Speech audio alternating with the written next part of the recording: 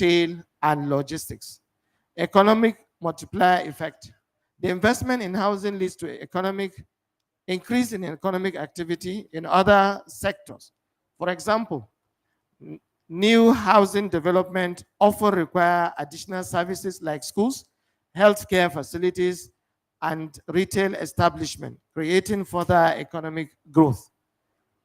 Two, investment and financial market, attracting domestic and foreign investment. Housing development attract both domestic and international investors, contributing to economic stability and growth. Real estate market development.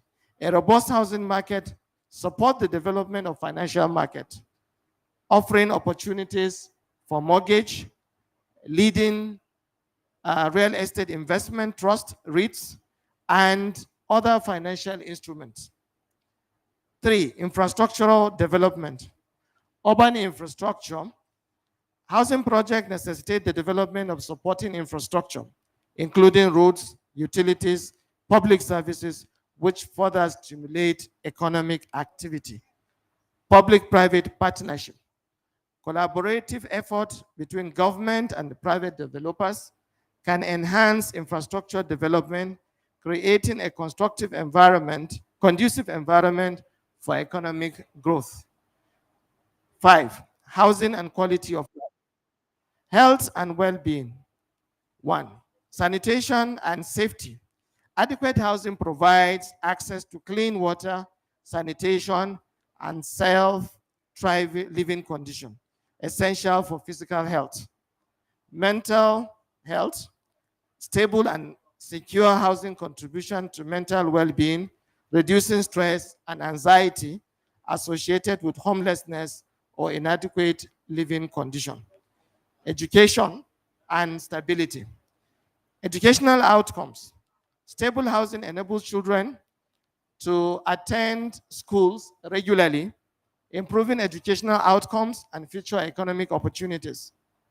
Community cohesion. Well-planned housing fosters a sense of community and social stability and security, enhancing overall quality of life. Three, poverty alleviation. Economic mobility. Affordable housing provides a foundation for economic mobility, allowing individuals and families to save money, invest in education, and improve their economic prospect. Reduction in inequality. Access to affordable housing helps reduce economic disparities, promoting social equality and inclusion. Case studies and best practices. Success stories to adapt from include: one, Singapore's Housing Development Board, Singapore. Singapore's HDP provides an exemplary model or a large-scale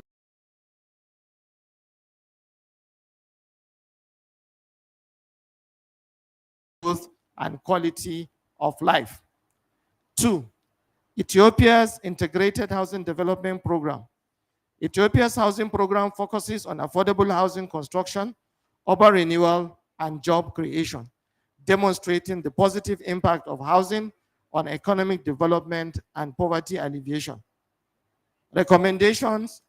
The way addressing the challenges above is vital to unlocking the full potential of housing in Africa.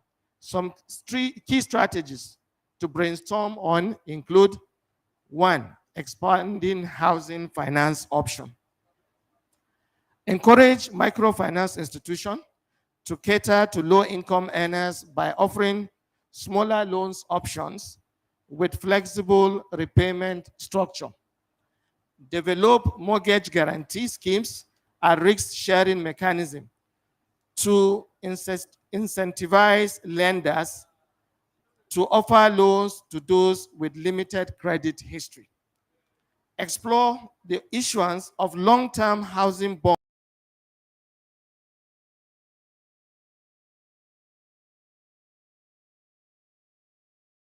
and mortgages, promoting streamlining land titling process and facilitate the formalization of informal settlement.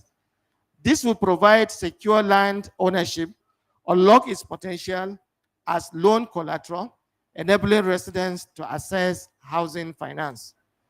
Consider alternative land ownership models, such as collective titling, to cater to the specific needs of informal settlement. 3, investing in infrastructure development.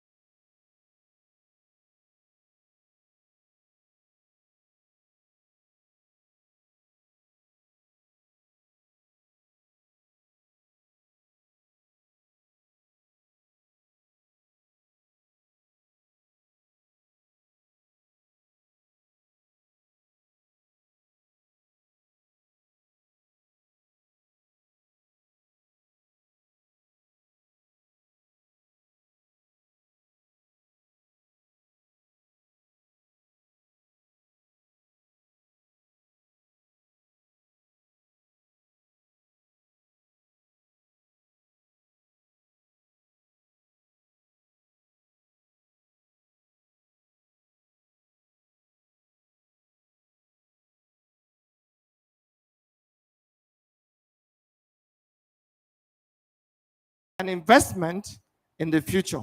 By addressing the existing challenges and implementing the recommended strategies above, Africa can unlock the immense potential of the housing sector to drive economic growth, create jobs, and foster a better quality of life for all.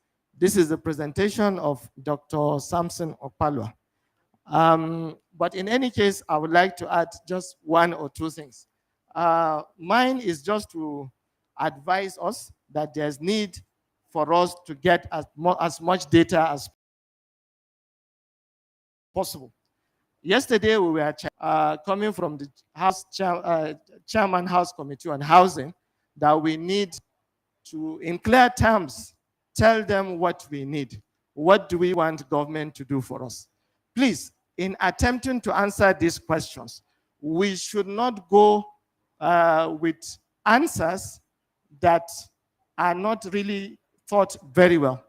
We need to have facts. We need to have things that are achievable. If we go with the notion that we are going to ask government to fund or finance a deficit of 28 million housing units, needing 30, 40 trillion naira, is not something that is achievable. So we should be explicit in our demands. What do we really want? It's very important. And yesterday I was very happy when I had the president of Redan mention that there's need to scale developers. It's very important.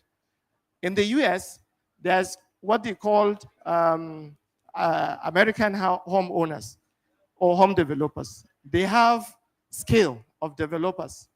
Anybody building 1 to 50 units belong to the first category annually. Anybody building 50 to 100 is on another category.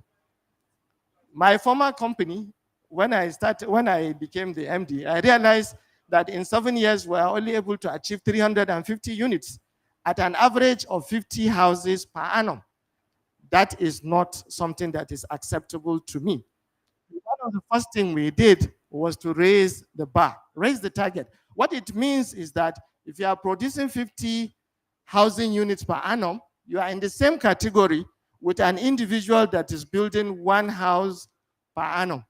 So we set target for ourselves, moving from 50 to 100, 100 to 200 to 500, and thereafter. So it's very important for us to set this target. All developers here that attend this program, we need to know what they are doing. How many houses are you producing per annum? We need to have this data. Housing corporations, that is the public sector. How many houses are you producing per annum? Then we'll now be able to determine the kind of housing we need, the type of finance that we require, and even from the design. Are we really designing the houses that people need? Or we just design or copy designs from other climes and adopt it that doesn't suit our needs? Thank you very much.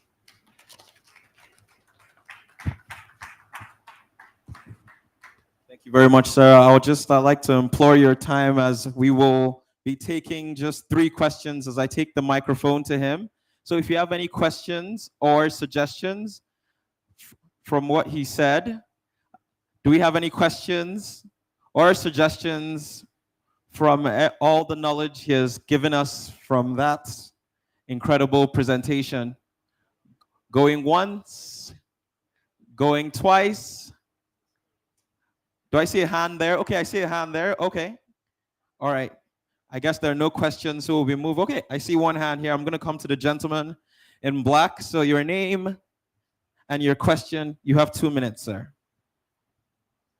My name is Charles Okezie. I have a question for the speaker. You know, he mentioned scaling developers, that whoever builds 1 unit is almost the same thing with the other person that builds 50 units. Scaling developers, there are developers that are into different segments of the sector. There are people that are into the mid-income homes. There are people that are into a bit affordable luxury, and people that are into luxury. For those people that are into luxury, high-end, delivering 50 units a year will be a bit difficult, given the fact that what they do is actually capital intensive. I would like to find out, like, the scaling of the developers, is it just about the amount of units they deliver, or also the category of where they are, the category where they are, if it's in the mid-income level, or that is or affordable housing, or probably luxury end? The scaling, is it just about the units that you deliver, or are there other components or other things that you use to actually to scale or categorize these developers? That's just my question. Thank you very much. I'll just ask him quickly if he has a response to Okay, thank you very much, sir. Thank you very much for the question.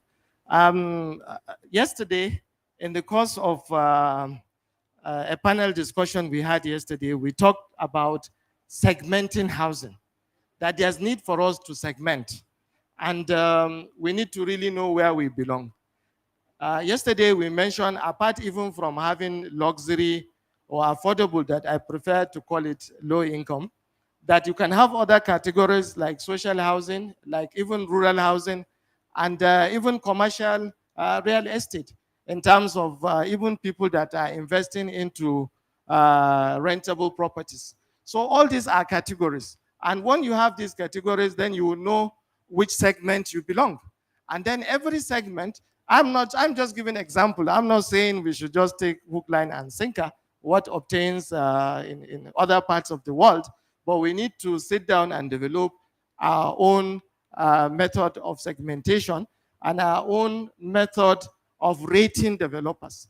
Not only based on the number of units they are producing, based on even the capacity, based on the capital of those developers, track record, and so many other things that come to play.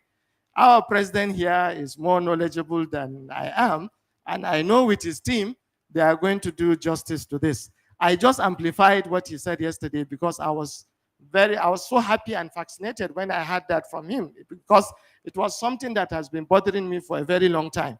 You just don't categorize companies or people as just developers. Anybody can register a company today and become a developer. But what is your track record? What is your capacity? What is your capital? What is your, in fact, in industries, we have what is called install capacity, right? So in construction too, we should have these parameters. It will help us to know the serious ones among us, and it will implore others to emulate those that have gone far. There are many of developers here that are on a very large scale. 2 days ago, Mr. Sani Yakubu told us that in Morocco, there's a developer from Nigeria that has built thousands of units in Morocco.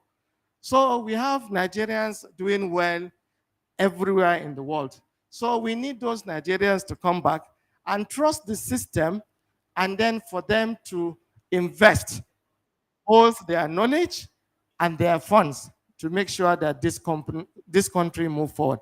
Thank you very much.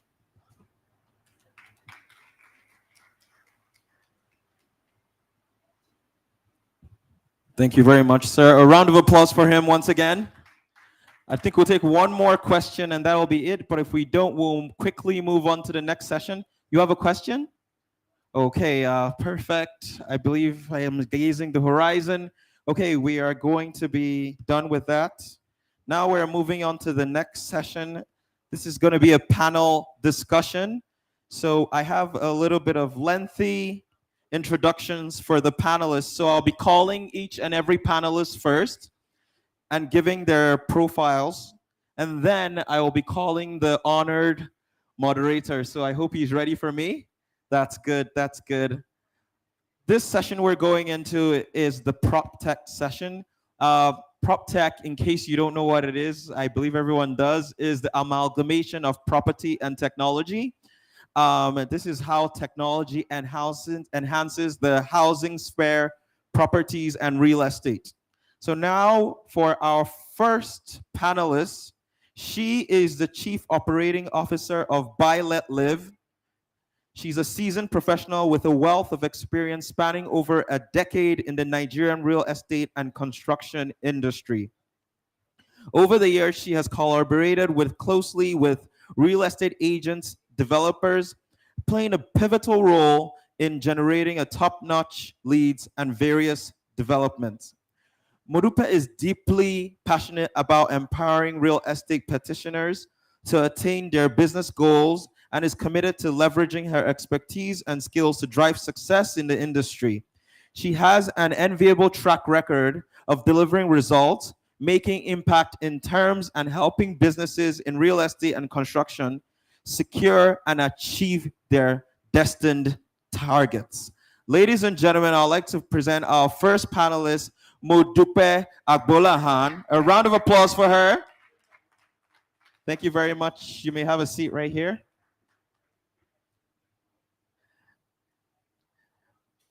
The next man of honor on our list is the co-founder of Realty,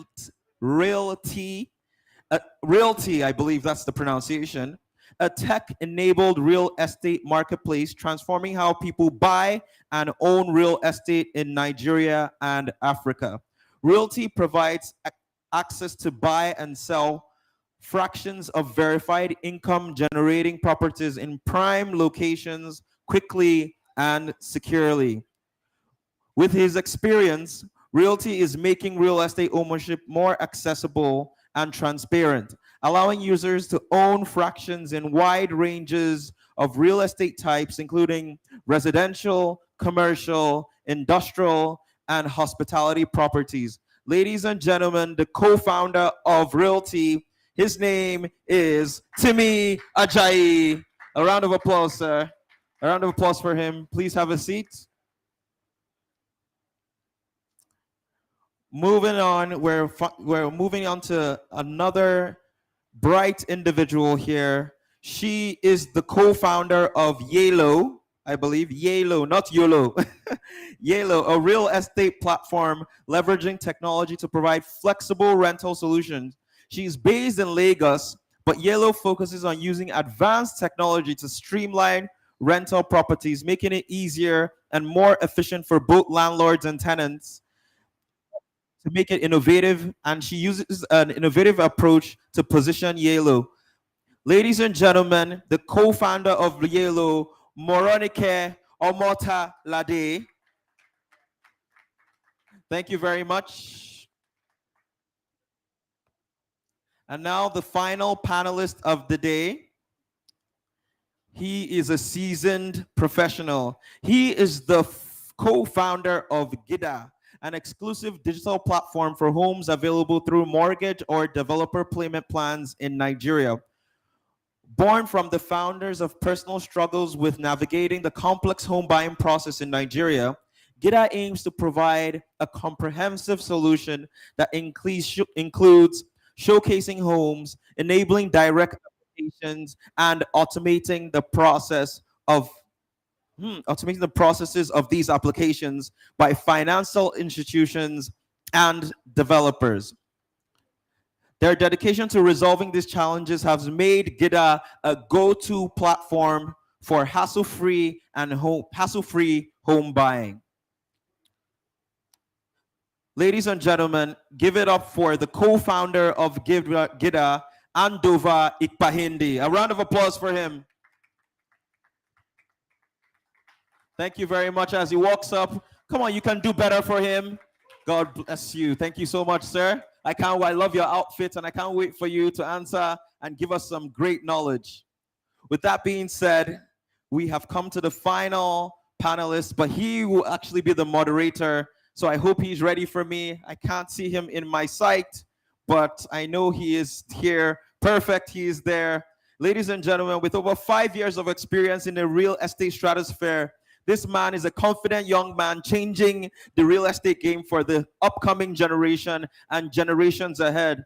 He is the founder of Dylan, and he deals in fractional real estate and making real estate available to the everyday man, a man of the heart of the people. Ladies and gentlemen, I present the moderator of today, Mr. Adetoye Adeoye. A round of applause for him.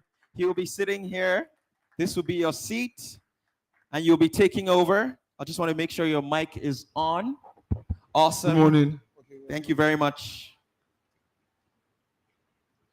Thank you very much. First things first, I have to appreciate the executive members of Redan that are here.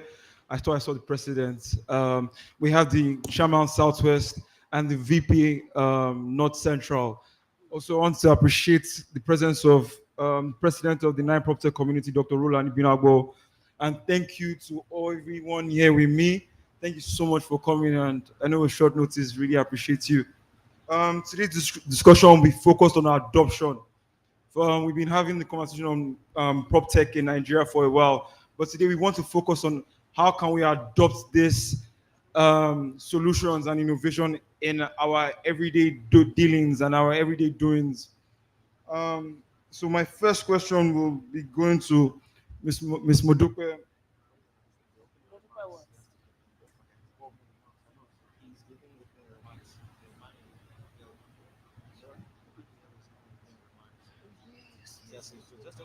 Oh, my apologies. I'm so sorry. I need to invite the president of NIPROC Tech for his opening remarks. Okay, that's fine. That's fine. I won't take too much of your time. Okay. We'll jump into the panel session very quickly. Okay. I guess because we were trying to merge up all of the programs that happened. Now, what we have curated today is to showcase the intersection of real estate and technology. And so we have the PropTech community. It's been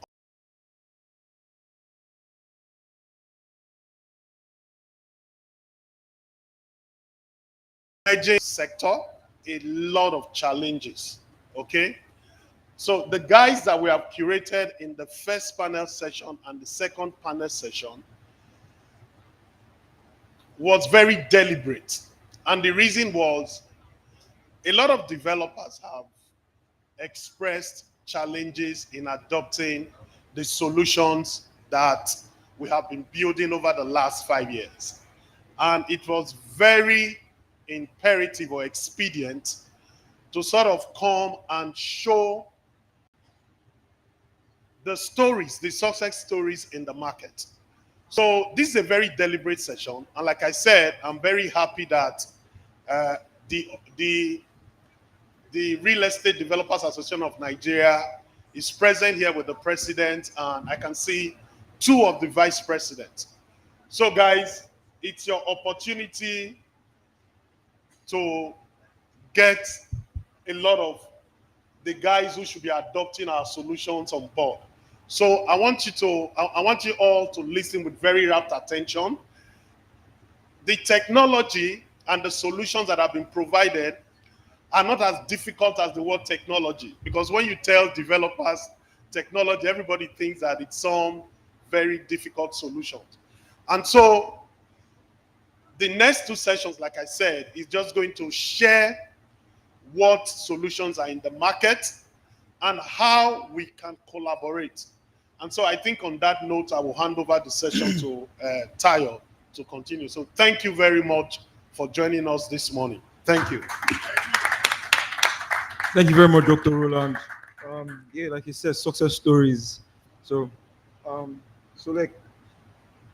hallelujah. So yeah, Modupe, my first question to you will be: Bile Leaf aims to create a robust ecosystem connecting various stakeholders in real estate. How can developers leverage Bile Leaf's platform to enhance their property listings and reach a broader audience? Thank you. Good morning, everyone. Nice to be here. Thank you for having us. So at Buy Let Live, we're an online real estate platform. What we do basically is to connect buyers and sellers in the real estate ecosystem.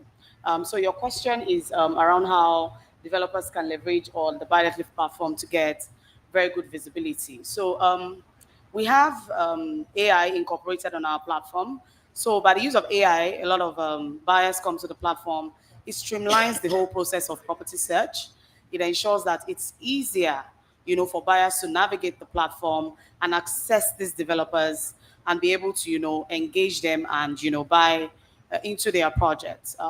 So besides the use of AI, right, we also have like a whole product line that caters to developers. We understand that to sell a house, right, the journey begins from whatever content you're putting out there. So we have a full marketing team that can go to site, shoot your projects.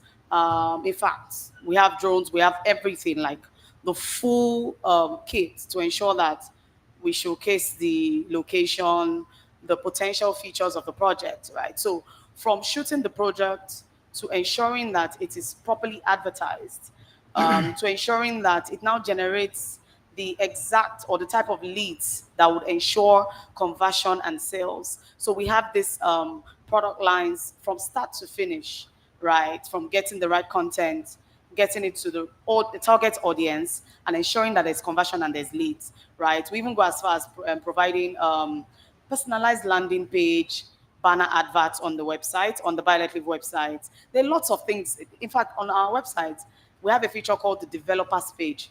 The developers page is a mini website. It's like a mini website for developers on the Buy Let Live website.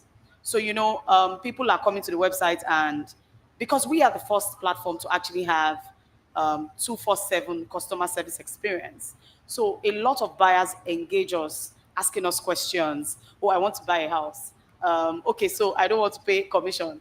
Can you introduce me to a developer? I'm like, oh, we have verified agents. No, I want to meet a developer, right? So we have a developers page segment where buyers can click, go in there and engage directly with developers, and then they can patronize them and buy into their projects. So I hope I've been able to answer your question. Very, very well. Thank Wonderful. you. Thank you. Again, my next question will be to Morenike or Yellow.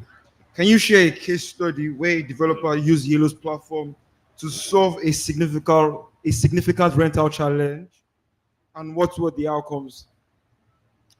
Thank you very much for that question. Good afternoon, everyone. It's great to be here.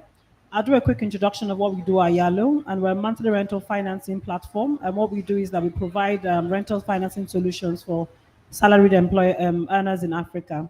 We pay landlords upfront, and our subscribers pay us on a monthly basis. Okay, so in terms of your question, I'll cite an example where we had a developer who had about 30 houses in an estate. And for lack of a better word, I think he had realized that they had lots of wayward tenants, and they were also not paying their rent on time. So what happened is that he sort of moved those customers out, came on our platform, selected vetted tenants via our platform, which our customers can do and developers can do on our platform, and then also ensure that he's getting his payment upfront. And then the customers are paying us on a monthly basis. So via the Yalo platform, developers can go on there and put their properties on there and select who they want to live in their platform. What we also do is ensure that we have verification for the employers.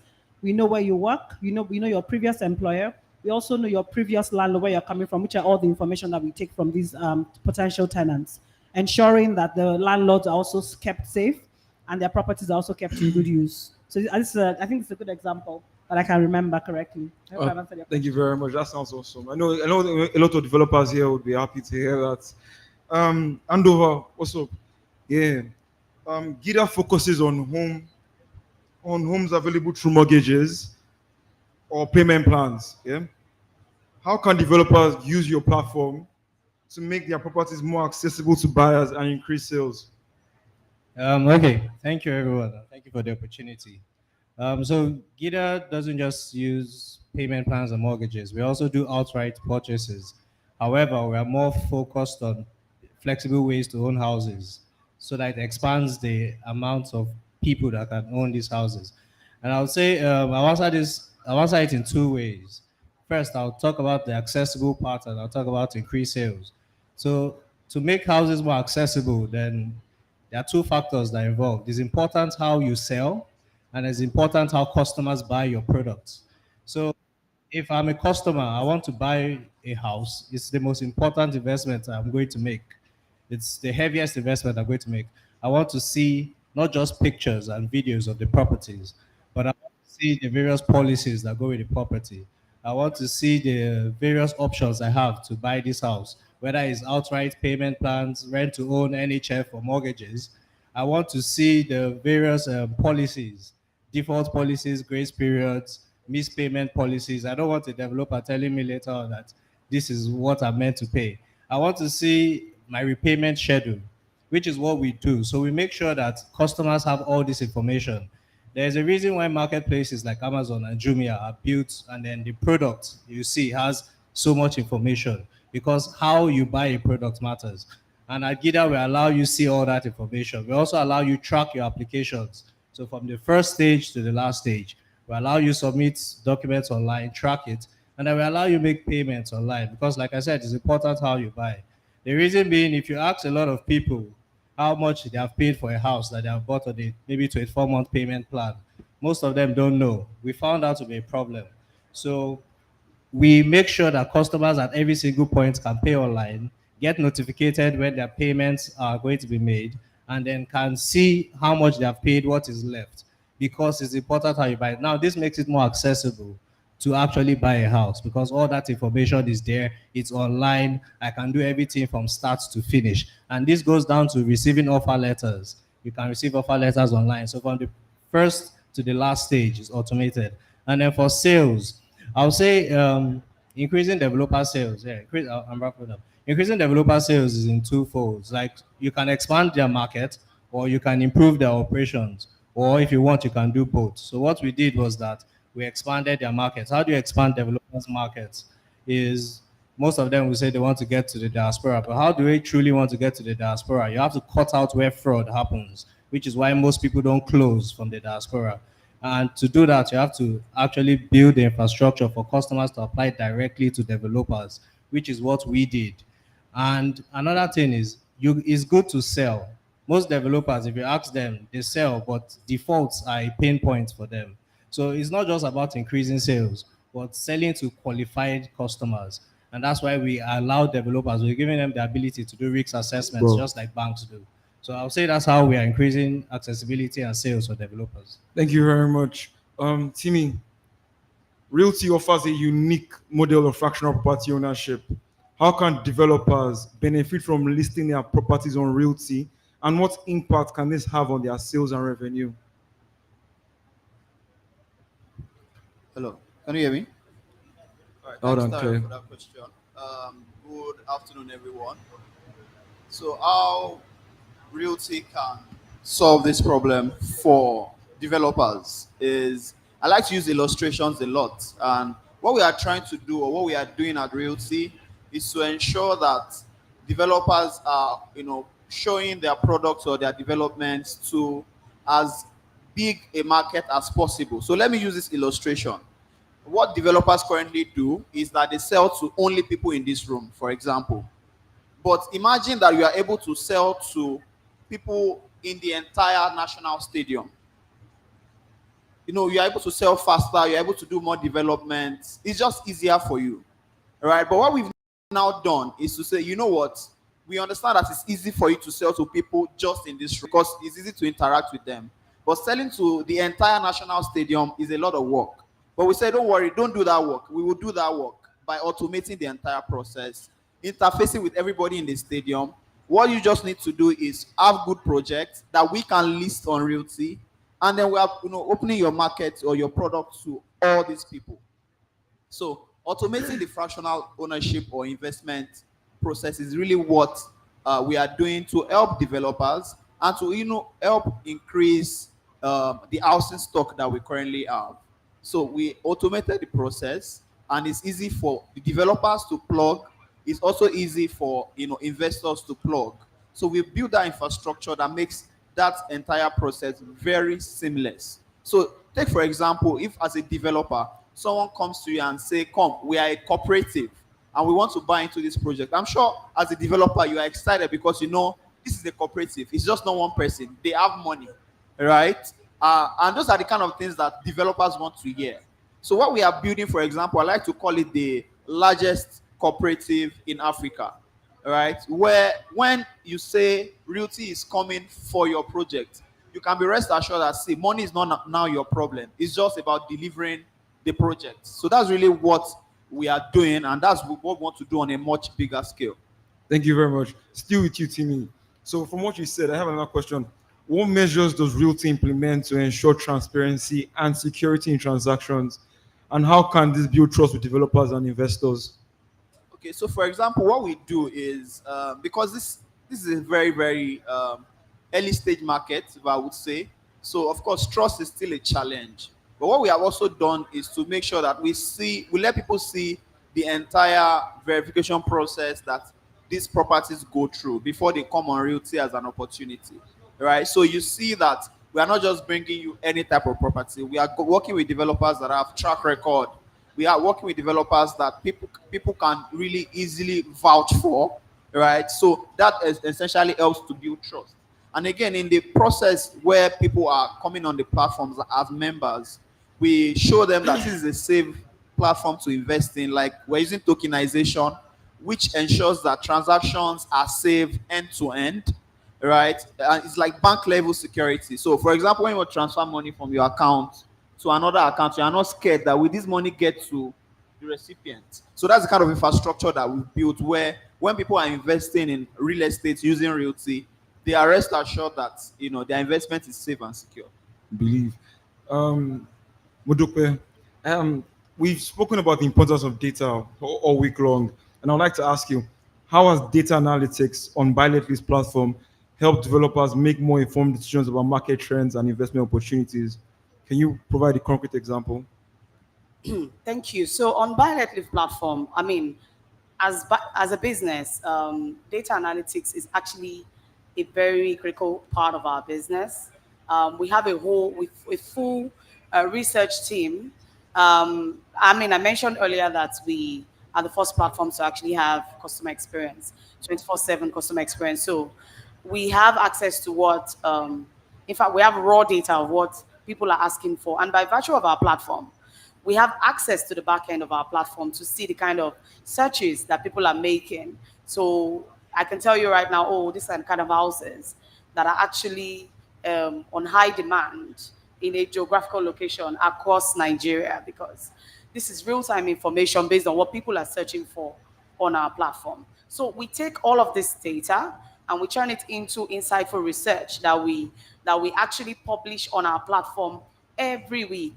So on our platform, you see it's data and insights. You see a lot of articles that we prepare, just for the sake of everyone that comes to our site to be able to read, right, to guide their decision making. So you actually tie the questions to developers. Yes. And how is the data helping developers? So I took it two ways to say, look, the buyers that are coming to the platform, and then when it comes to developers, right, we actually do a lot of, we have our half-year reports. In the beginning of the year, we do a report on the real estate market analysis. So in January, we collect the report for January this year. We collected the report for 2023, talking about the pricing, the kind of houses that were actually in high demand. I mean, it was a very useful report that we shared across the industry. And we've had a lot of developers come to us to say, you know what, because you can do this, can you please prepare a report for me on the kind of location I'm trying to, I have this JV coming up. What can I build on it? How much can I sell it? Right. Wonderful. So those kind of requests have actually come to us from prominent developers, and we've been able to partner with one or two of them in this year. Gathering such data for them and preparing such research documents that guide their decision on, what to build, where to build, how much they can sell it Thank at, and it's been really useful and helpful. Thank you very much. Morenike, I hope you enjoyed yourself. Let's talk about innovative features on Yellow that Yellow has to offer. Okay, so let me ask my question here. What innovative features does Yellow offer that can help developers manage their properties more effectively and provide a better rental experience for tenants? So in terms of providing a better rental experience for tenants, I would say at Yellow, we're really trying to break down those traditional barriers that have sort of held back a lot of, I'll say, young people, middle age, in terms of trying to adopt real estate technologies. What we do on our platform is we have automated reminders for things such as inspections, scheduled reminders, how they make their monthly payments, which on a normal day or before in the past would have been a struggle for renters, potential tenants. So what we have done is automate that process to ensure that it's easy and seamless, streamlining the rental experience, also ensuring that developers can also have insight into what are the customers looking for, what sort of properties are they looking for. Do you want a 1-bed? Do you want a 2-bed? How old are you? Things like that, and that's that sort of data. So these are sort of things that we do on our platform to ensure that potential tenants are happy and that developers are also able to not only just provide customer satisfaction, but also increase retention rates for their potential tenants. Thank you.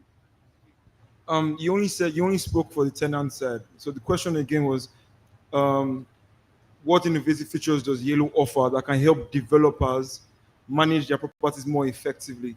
But you only answered for the tenant side. So how? Okay. So in terms of managing property, I think it ties into the rental experience, because I'm sure you understand that you cannot separate the rental experience from how you manage your properties. At the end of the day, it depends on how potential tenants see this. What we do on Yalo is that we ensure that regardless of how much your property is, how much it costs, we ensure that it's easy for your potential tenants to make that payment.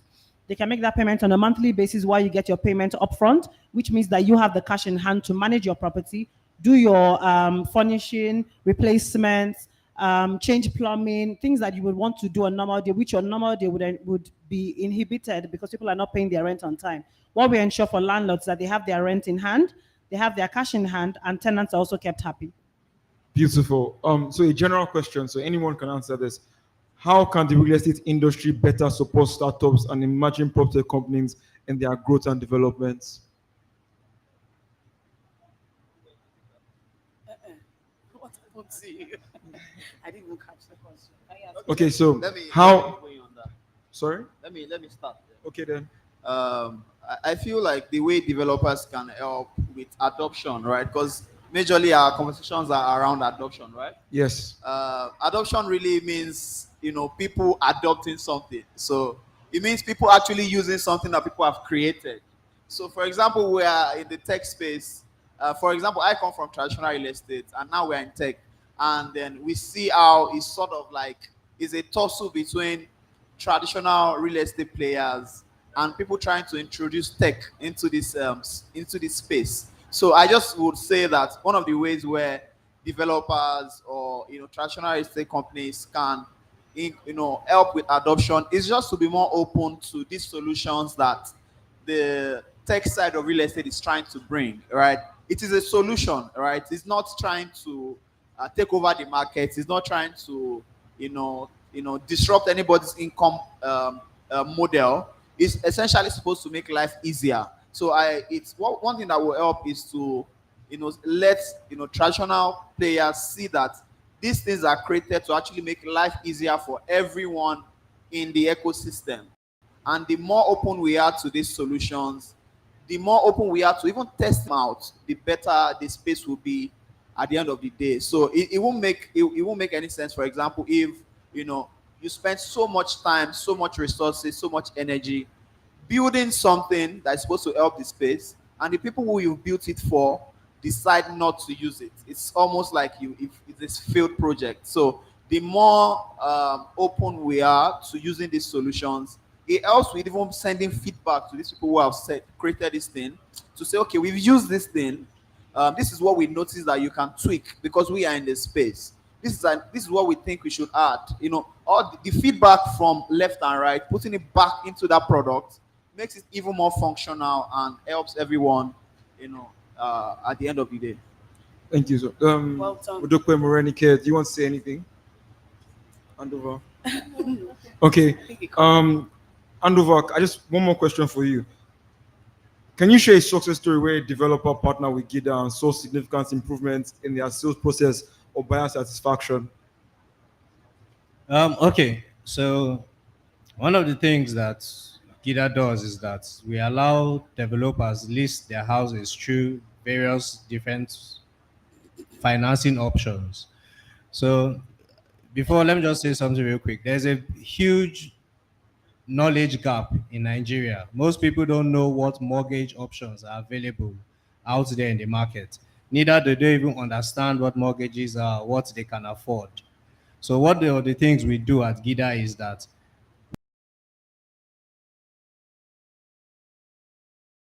when you log into our, it shows you properties you can afford, as long as there is a payment plan or a mortgage plan or a rent-to-own option that you can use to buy that house. It will show you that you can afford it.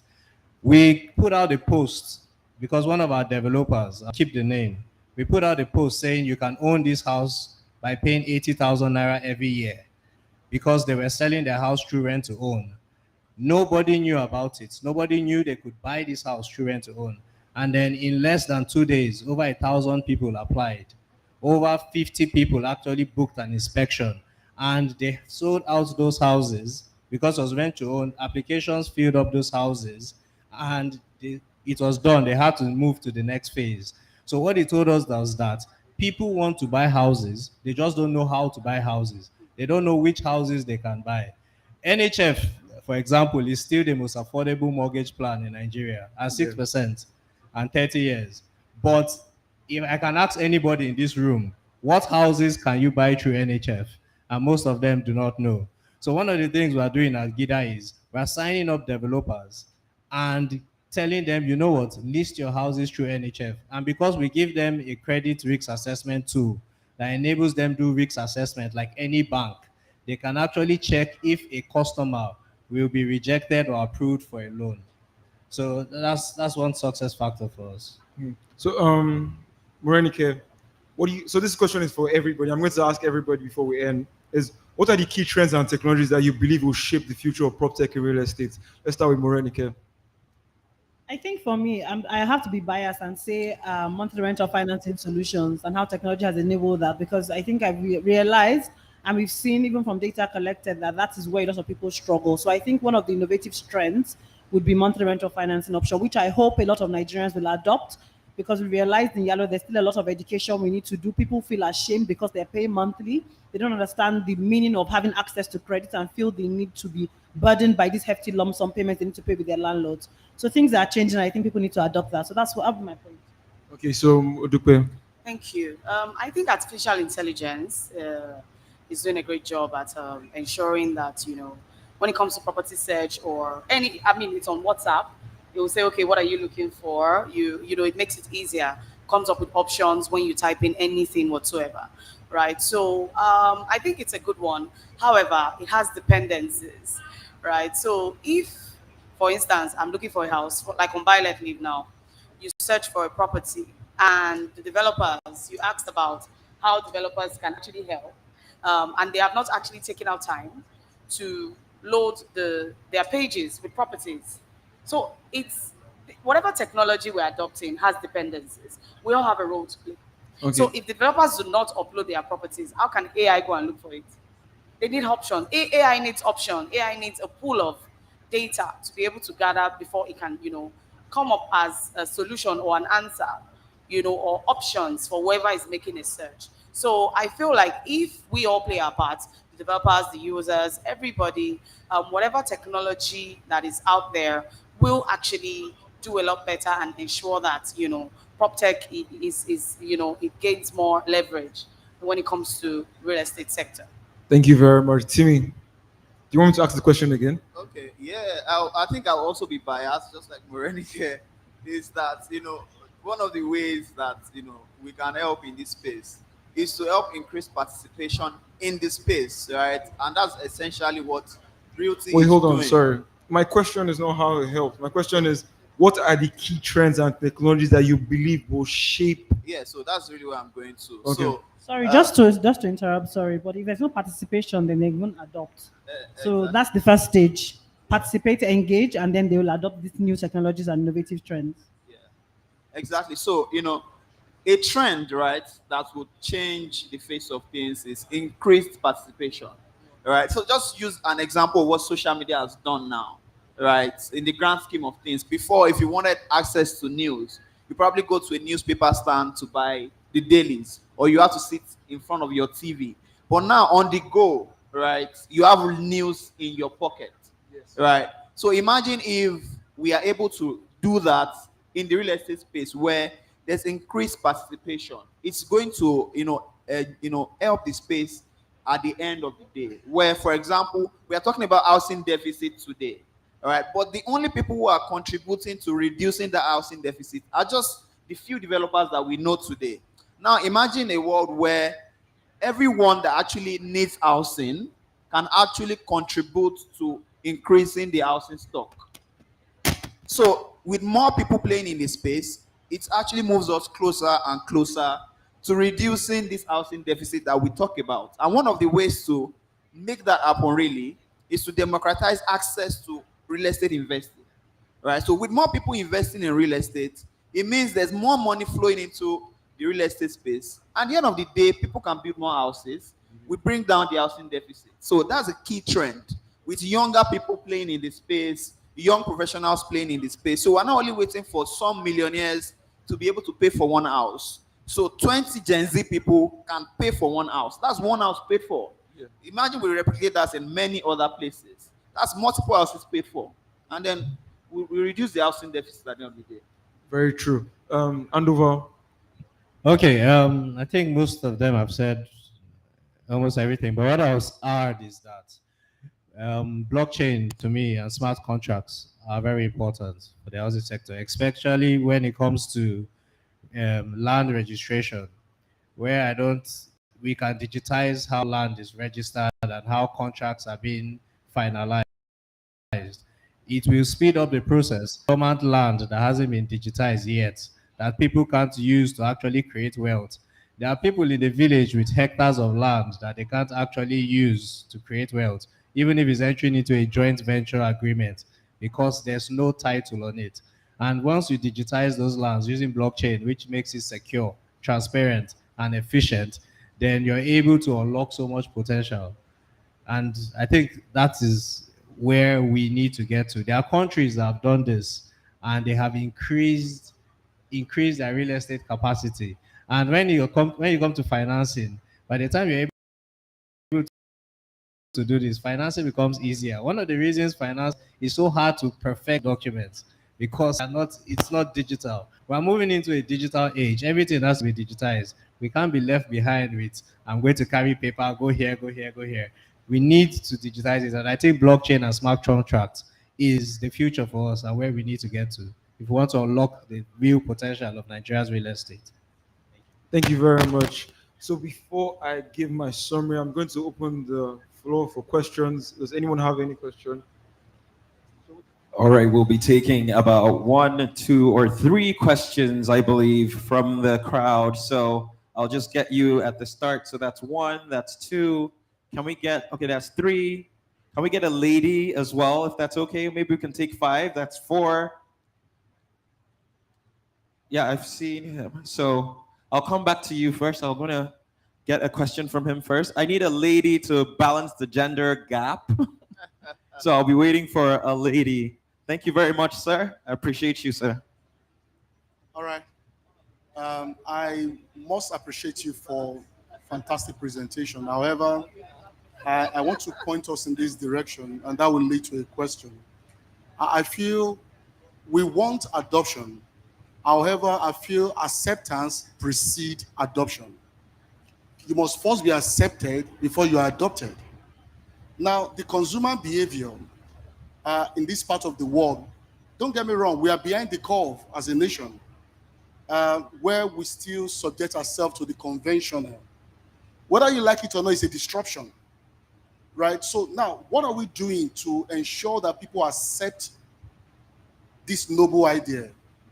An average consumer in this part of the world is used to a conventional way of doing things. And it's difficult to change that behavior.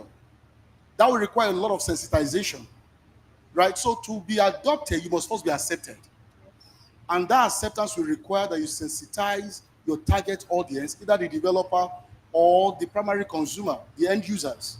I'm interested in what you guys are doing to push that out there so that you can be accepted. Then adoption becomes a walkover. Thank you.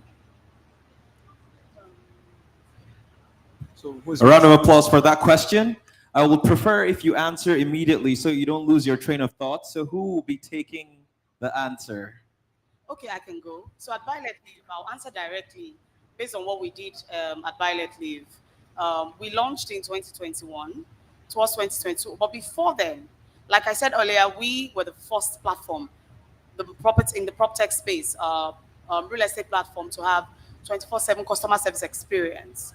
So what we did was that up until between 2021 till early this year, 3 years straight, we're calling agents, visiting developers, and offering the services when it comes to subscription on our platform, where you can post your properties and get potential buyers relate with you for free.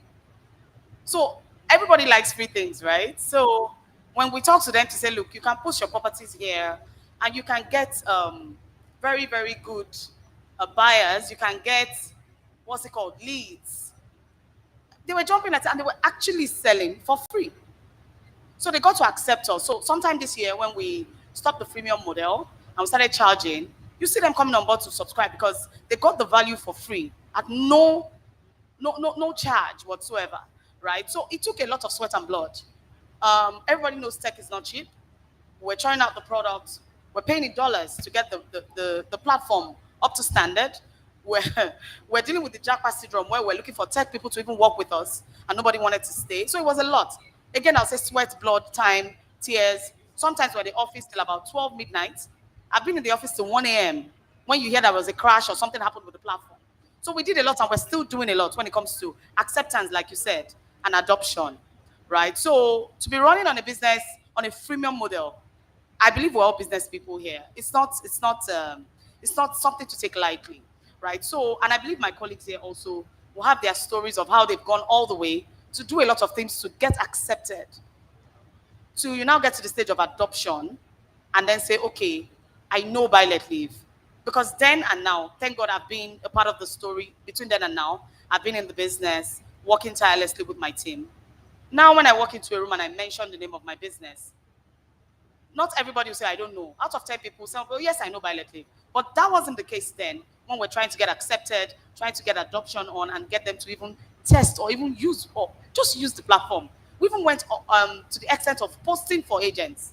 You send your pictures to us, we'll post for you. When you make the money, we don't get a dime on the commission, but we just want to sell that idea to you and ensure that you see the value.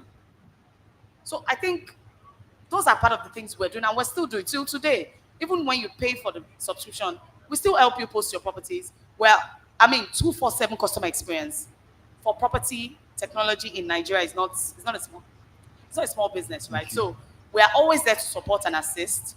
Even when you're paying for it, we still help you post your properties, provide support. We don't just leave you hanging because you have paid. Imagine the collaboration before you start paying. Now that you're paying, we value you the more and we collaborate more with you, ensuring that we're with you every step of the way. Right? So we understand that it's very difficult. People who say technology, I can't write the website, how do you click up? Just tell us, we'll do it for you. Sometimes we're on the phone helping somebody sign up on the platform. So, I mean, for us as a business, it's been a long way coming, and we're happy at the stage we are now and the kind of level of, I mean, it could be a lot better, but at least we're happy that it's okay for now. A lot of people know about us and they are willing, I mean, by word of mouth, those that have tested the platform. There's a particular agent that became my friend. She sold a house. She didn't even pay anything on subscription. Thank you. She's become our brand ambassador, referring a lot of agents to also come on board.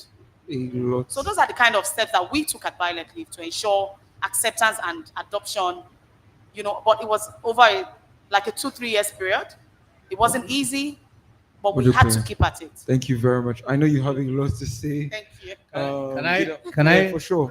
Can I quickly answer? So one of the things we've learned, and I think the tech, not just prop tech, but the tech industry is guilty of, is building products without understanding if it will really solve the problems of developers. So from our experience, one of the things we did was that we made sure we did research for over 1 year. So we talked to over 100 developers to understand their pain points. And you find out that down to things like sending emails and reminding customers is the pain points of staff of some developers. So I think when it comes to adoption and acceptance, when you're solving the developer's problem, when you're solving each of their pain points, which sometimes is defaults for developers, how to reach a new market, exposure, how to curtail lack of missed inspections by staff, how to actually target qualified leads so that your resources are actually being utilized properly, then any developer will actually want to adopt your platform.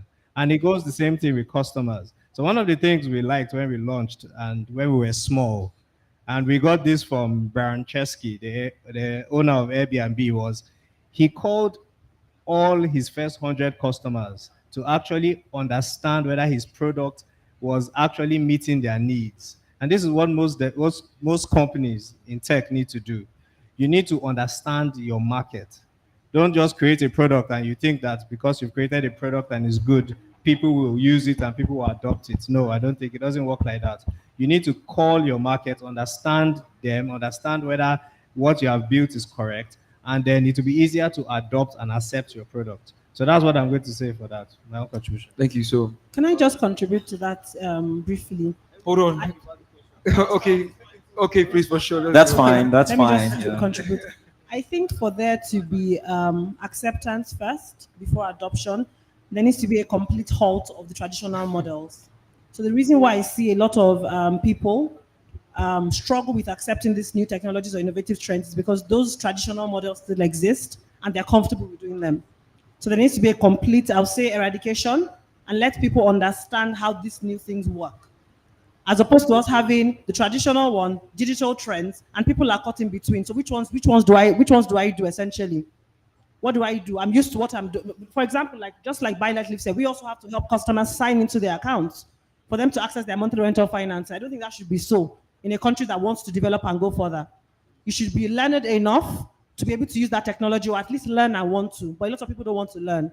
They are comfortable being where they are, which is not right for these innovative trends. So the trends are being innovated more than the people actually want to learn. So that's the problem we're having. That's how I see it. Thank you very much. Oh, you need a mic? Okay. We'll just limit this to 30 seconds as we have 3 more questions. Thank you very much. Sir, thank you for this question. I have to stand up to answer this question because it's very important to me and it's important to everybody here. The question of acceptance and adoption is a very, very serious matter, especially in this real estate space. So, for example, we built Realty as a co-investment platform. And when we say co-investment, it might sound like a vague word. So, for example, if I come to you as a developer, sir, and say, we are a co-investment platform, we are bringing people to you. You first look at us like, co-investment, what's that one? But what we now went back to say is, no, what we'll start doing is we are a digital cooperative. So, for example, if a cooperative comes to you and says, sir, this project you are building, as a cooperative, we want to invest in it, you are more open to it, right? So, for example, even the Gen Zs in the space of educating people to use this product, when we say it's co-investment, there's still a lot of shalaye, explaining. But when you say it's a digital cooperative, if they go back to their parents and mention cooperative, their parents have probably been members of a cooperative before. Cooperative is not too strange. What we are doing is not rocket science, right? What we are doing is to let more people invest in one project. And that's literally just cooperative funding. So when we say this is a cooperative model to invest in real estate, I think our traditional egbons in the industry will understand it more, right? So things like even terminologies are the things that we've had to go back to sit down and think, say, okay, maybe this thing, the way we are saying it is the problem. Maybe we should just use a different word that appeals more to the people who are trying to solve this problem for. So that's why sometimes now I say we are building Africa's largest digital cooperative. When we are now working on the back end, we know the work that we are doing. But just for it to be easy for people to accept it and to adopt it, things as little as maybe terminology has helped us. And that's what we are doing with educating the market. Because for us, we have to educate people on both sides, educate developers, educate the users. So we have to look the terms that appeals to both parties. So those are the things that we have been doing to sort of like drive acceptance and adoption. So thank you for that question, sir. Thank you very much, Timmy. Beautiful and detailed answer. I'll now be coming to the gentleman in black. Please keep the question to 1 minute and as quick as possible. And also for our responses, if we can keep them below 1 minute, as we have to move on to the next panel as soon as possible. Thank you. Good afternoon, everyone. My question is for Mr. Andover. You're the owner of GIDA, the co-founder of GIDA. No, you mentioned earlier about accessing diaspora, tapping diaspora markets for real estate and all that. And one of the key challenges that I know is FX, foreign exchange challenges. So I just have 2 questions for you, please. Like, how do you manage your FX challenges when dealing with the diaspora markets? I hear you. How do you manage your FX challenges when you're dealing with the diaspora markets? Do you hedge your properties in dollar? And also, do you remit to the developers also in dollars? Just wanted to ask that question. Did you get my question? Yes, I did. Okay, thank you for your question. So what we do is that we list our, based on your country where you are, is the currency you will see. So if you're in Europe, you will see it in euro. However, it is the naira equivalent. So it's always the naira equivalent. So the developer lists his house at 50 million. Now, if somebody in the US is going to see the dollar equivalent of 50 million, somebody in Europe is going to see the euro equivalent of 50 million. Somebody in the UK is going to see the pound equivalent of 50 million. The, the stagnant value is always the naira. So the repayment, if he has to pay 1 million naira every month, the dollar equivalent of 1 million naira, the euro equivalent of 1 million naira, the pound equivalent of 1 million naira. So this naira is always the stagnant figure there because it's the constant. The developer is selling at 50 million. Yes. Yeah. Sir, follow-up question. All right. I understand what you just explained right now, but in a country like Nigeria, right? In a country like Nigeria, where our currency is not stable, it fluctuates and all that, and you've actually given these guys a price. You use the naira to actually you converted the price from naira to dollar, and you give your buyer a price. And in a situation where inflation hits, right, and the naira devalues, and the developer has to adjust price, how do you now then communicate this price to the buyer? Wouldn't it be best that you actually hedge price your property in dollar, or how do you actually solve that situation when a developer has to adjust their price given the fact that the naira has devalued and all that? How do you address that situation? Because you have to change the price, and the dollar value will also change. So how do you address that? All right. Thank you. So let me give you a proper example. Let's say you're a developer, you're selling a house for 10 million. And let's say dollar to naira is exchanging at 1,000 naira. So it means you are going to be seeing that house at $1,000. Let's say Nigeria's currency improves or reduces. The house is still 10 million, but let's say the dollar equivalent is now $800. If I was going to be sending money, paying you directly, changing naira to dollar, and paying you for that house, it's still the same thing. Nothing changes. The stable currency is not the naira. The stable currency is either the dollar, the euro, or the pound. So the naira has fluctuated constantly. And before we had it that we built everything in naira. People from the diaspora had to convert their earnings into naira to pay. And we saw that most of them don't want that. Like we said, we talked to our customers. They earn in dollars, they want to see how much they're going to pay in dollars.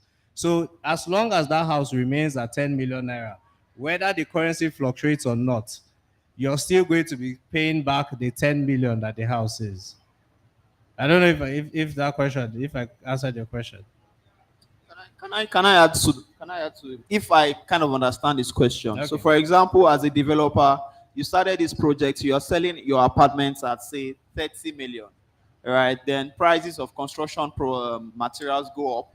Then you have to review your price to say 35 million, right? So, is that what you're asking?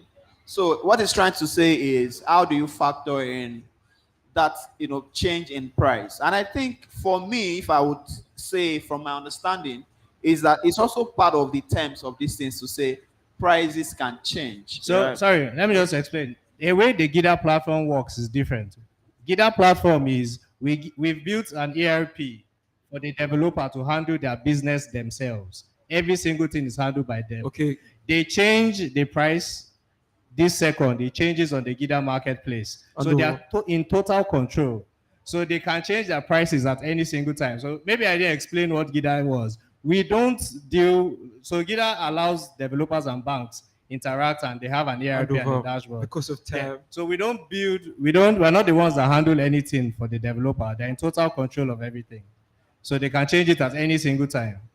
Okay, so we're only going to take one more question. Tayo. Sorry. Ma, please. We are going to give the lady an opportunity. Thank you very much, ma. I appreciate you. Thank you very much. And let me just standing on already established protocol. I am Tamplana Rikia Awaizafache, the national chairman of Women Tamplanas in Nigeria. In as much as we embrace this AI application, it's a very beautiful thing. It makes works faster, easier. But I have one problem with AI application in terms of a security risk. You know, AI application is vulnerable to cyber attacks and also data breaches. So this question is just for any one of you to answer. How do you intend, or how prepared are you, or how do you intend to solve this big problem as regards the application? Okay, so Thank I'm you. going to take two answers from Realty and Yellow, because I know you do a lot of payment security. Do you want me to go first? Let the lady go first, please. Okay. All right. I think one of the ways that can be solved essentially is to just adopt, stricter cybersecurity measures. For example, I always use the bank example. Just like 5-10 years ago, if someone would tell you to transfer funds from your phone, you probably say, no, I'll walk into the bank. But now you are comfortable doing transfers, 10 million, 50 million. You wired it, and then your mind is at peace because the system has proven over time that it is safe, right? So it's a journey, of course, in the real estate space as well. And with all these other sectors that have adopted this solution successfully, even makes it easier for us to say, you know what, just replicate this in the real estate space, right? And we are all safe, right? So in terms of adopting AI is not something that we'll just adopt from 0 to 100. It's a gradual adoption of AI, especially in the real estate space where it's a largely traditional space. So with adopting anything like that, it has to be gradual. So gradually adopting it and also tweaking the security measures, and along the way, it only gets better. Thank you for that. I think he has said it all, and I think I must also hammer on his point of it's a gradual process, it's a journey. It's not a day's job. AI also didn't come out in a day. They've probably been studying everyone and seeing what they're doing, understanding their languages, how they speak. So it's the same thing as well for it to be adopted as well. But I think in terms of security, tweaking the maybe privacy policy, cybersecurity threats, concerns, that would also help as well. But it's definitely a gradual journey and a gradual process. Thank you. Sorry, can I just mention one thing? And I think AI helps improve the processes, not the end product. There's a link between PropTech and FinTech. So the part you're worried about is where FinTech has created solutions that protect it, but AI just improves the processes. So how quick an application is processed, analyzed, de-risked, that's what AI does. So it keeps it safe. It just speeds up the processes, I would say. Okay, thank you very much. Talking of which is the AI part, there's something called computational linguistic. And I'd like to go back to what Mojisola was talking about, helping their members to sign up, which I believe is a breach of data, right? Why would you help your members to sign in? What I would suggest is that there's something called CIDR. You should check it out. It's called Indigenous Keyboard. You could use AI. You could just talk about what you want to do, and it just helps you to do the sign-up process for it. So that's one. Another thing I was talking about is the world is moving to graph database. I don't know if your platform are using graph data, because what I know exactly is that most Nigerians platform use trees database in the sense of hierarchies. And because of collaborations between the PropTech system, I believe that graph database should be used. Now, in what sense do I mean this? Is that if there's graph database, most of these concepts, right, which are nodes and vertices, can be connected between one platform to another, and we could build things like large language models that can easily be queried, in the sense that you could have things like ChatGPT for PropTech. We could have things like Gemini for PropTech. So that's my question. So I just want to know if you are moving to that space or you are in that space already. Thank you very much. Andover. So let me answer, and I think you said something that's very important. One of the things, the CEO of Violet Leaf started with it. One of the things that is super important is data and collaborative data. So I totally agree with you. We should build like that because the truth is, to actually get affordable houses, we need to understand market fit and then reverse engineer products that actually fit. And the only way we can do that is with data. Most developers think that they are building products for a certain target market, but they're really not. By the time you start understanding this target market with data, you understand that the down payment they want to pay is totally different from what you're offering. Most of them will rather pay 20 or 30 rather than 50. The interest rates, if it's mortgages that you're charging, most of them cannot afford to do it. Even the affordability doesn't fit. So we need to actually, and this is important for everybody in the prop tech sector, we need to collaborate and create an ecosystem where we all work on data, which we can now provide to developers and which we can now provide to other prop techs to build products that fit into the market. We need to reverse engineer products that actually work, that people will actually adopt. So yes, that's my answer to that. Thank you so much, Thank Andover. you. Just to clarify, Wait, hold on, on because what- of sorry. okay. To clarify, because you had mentioned it and you mentioned it as well. So to sign up on the Violet Leaf platform, you need to set your email, put in a password. Of course, nobody will tell you all of that. Helping them by what I meant was that we started with the 24/7 customer service experience.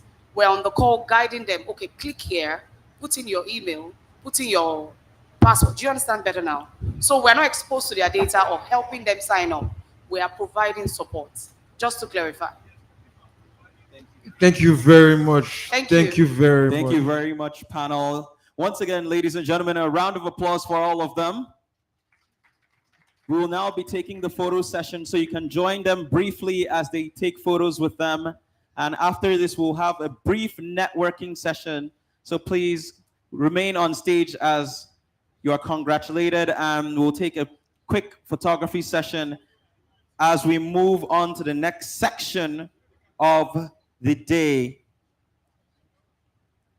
Ladies and gentlemen, if you don't have a seat, please take a seat. And if you would like to move closer to the middle, we have some unoccupied seats here.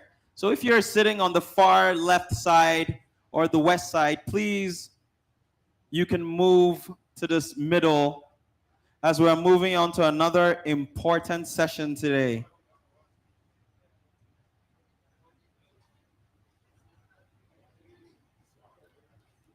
Thank you very much. I'll call on the moderator to please take his seat as he will continue the next session. I'm sure he has all the materials and all the questions required for this session. Ladies and gentlemen, I'll just allow about 30 more seconds of socialization so we can quickly and swiftly move on to the next session. So if you are standing, I'll advise, please take your seats. You can have your seats. Yeah.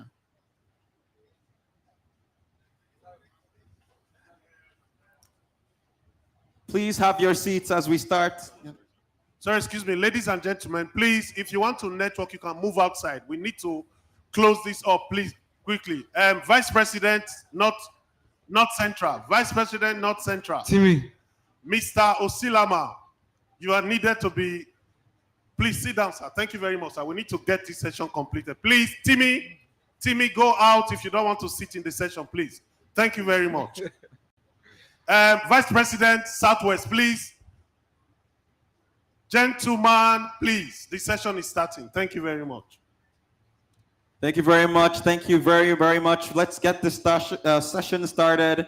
Once again, a round of applause for our honored moderator, Adedayo Adeoye. A round of applause for him. He did a good job.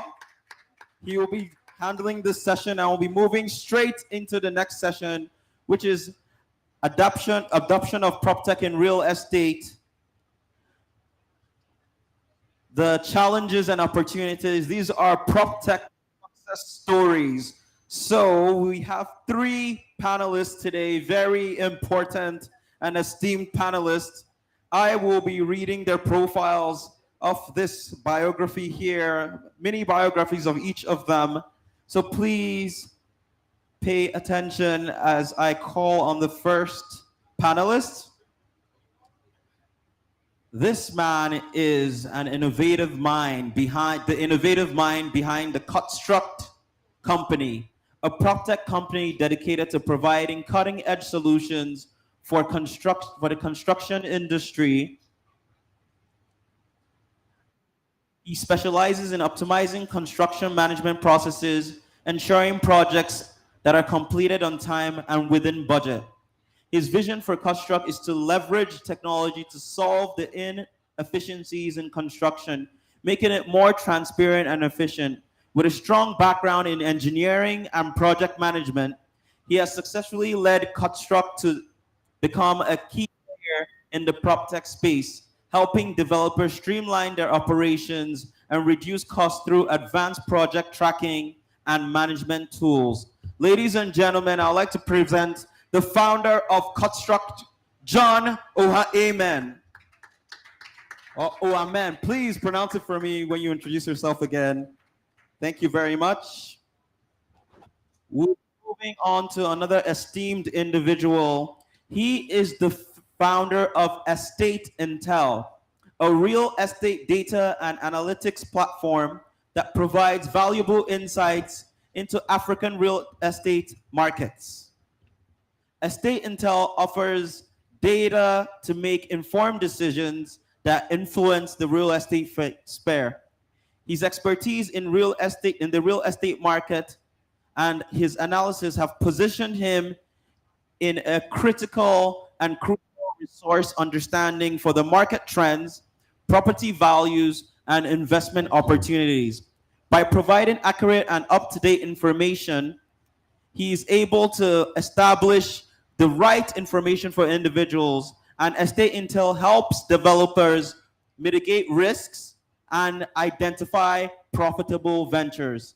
His work has significantly impacted how real estate data is accessed and utilized in West Africa and Africa as a whole, making the market more transparent and accessible. Ladies and gentlemen, the founder of Estate Intel, I would like you to give it up with a loud round of applause for Omidire.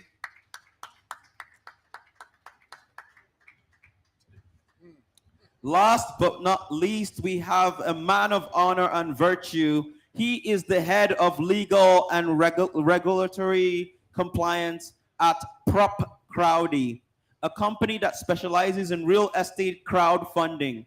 PropCrowdy enables developers to raise funds for their projects through a transparent and regulated platform. Expertise in legal and regulatory matters ensure that all transactions on the platform comply with relevant laws and regulations, providing a secure environment for both developers and investors. His role is crucial in maintaining the trust and integrity of the platform, making PropCrowdy a very reliable option for developers seeking alternative financing solutions. His background in law and law compliance has been very complex legal landscape of real estate. Ladies and gentlemen, this man, if you are looking for financing or funding for your project as a developer, or you want to invest in real estate, I believe your hand clap should be louder, because as you clap for him, that's how he will help your company. So ladies and gentlemen, of legal and regulatory compliance for PropCrowdy, give it up for Roland Tangua. A round of applause for him. I believe you should clap louder because he's the one with the money. Good to see you, bro. Ladies and gentlemen, thank you very much. With that, we have all our panelists. I believe he's just coming back. I'll be handing over to our moderator, who will take over one more time. A round of applause for our panelists as they start the little debate session. Thank you very much, MC. So just give me a minute. Yes. So this is how it's going to go. This is the format. Because now we're not. This is more of a case study where these three different brands want to explain to you what they do and how they have been able to success in the industry. So we're going to start with Mr. John, and then so sir, you have the stage is yours. So excuse me. I'm clapping for myself. Hello, everyone. Good afternoon, and thank you for being here. I guess the stand wasn't made for people like me. So I might have to do some prop tech and make it work. As soon as I have my slides, I'm ready to go. I guess one thing I like to say is that every great thing we see in the world started with a thought. Started with a thought. And then thoughts become words, so we're speaking. And then hopefully at some point, words become what? Actions. And I think I want to employ every one of us that is here today to try to take one thing that you are going to do after this session. Once again, my name is John Oamen, and I'm the CEO and one of the co-founders of Cutstruct Technology. We coined the name Cutstruct Technology from cutting costs in construction with the use of technology. And one of the things I always like to say before I even start to speak is that the real estate or the real sector, construction sector, will never be easy. As a matter of fact, we repented at Cutstruct from calling ourselves a technology company to a tech-enabled company, because there will always be the physical aspect of real estate. But technology is just built to look at the processes that it can improve on, look at the things it can automate, and make those things easier. Not easy. It's always going to be a tough industry.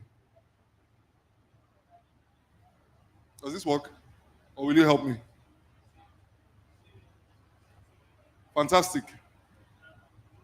Just to give us a bit of data, I know we have a lot of learned people here who know a lot of what I'm going to be saying, but just to sort of remind us, the construction sector in our country accounts for about 4.5% of our GDP according to Nairametrics. Now, just for a bit of further color, India, that is very much like us, their construction and real estate sector contributes about 13%. So you see that we have a lot of work to do. And this is India that has very, very similar challenges like us, lack of transparency for a long time, it being a third world country, education is, what it is. So it means that as Africans, as the giant of Africa, Nigerians, we still have a bit of work to do. Now, rapid urbanization and population growth are driving demand for housing and infrastructure. That is clear. And so it means that with this rising demand, plus our very popularly talked about housing deficit, there will continue to be need for us to churn out properties, even in an exponential increase. The other thing is that despite its potential, our industry faces numerous challenges, particularly in the procurement of materials, which is where Cutstruct comes in. Some of the problems, just to elicit them, that our industry faces include the lack of transparency. Typically, by the time a product is getting to you, it has gone from one hand to the other, and it's more expensive than it should be. And so if we're talking about affordable housing and the materials are expensive, you see where the problem is, right? The other thing I always like to say is that the question of affordability around housing is a very complex one. There are a lot of factors that come into play. And so Cutstruct has decided the factor that we want to tackle. They say it takes a village to raise a child. That's multiple people. So while there are multiple factors, we want to focus on the factor around construction materials and hopefully solve it from there. Some of the other challenges include errors and delays, manual processes. That is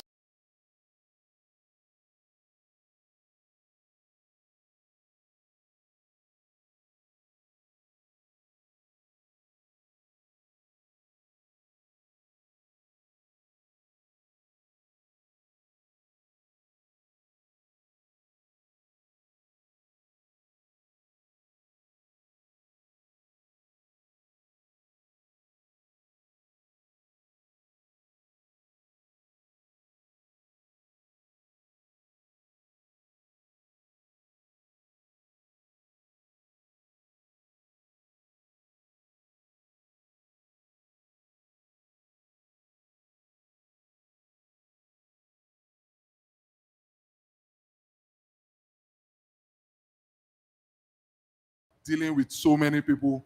For each construction material you want to procure, you're probably talking to 3 different vendors times 20 materials or times 15.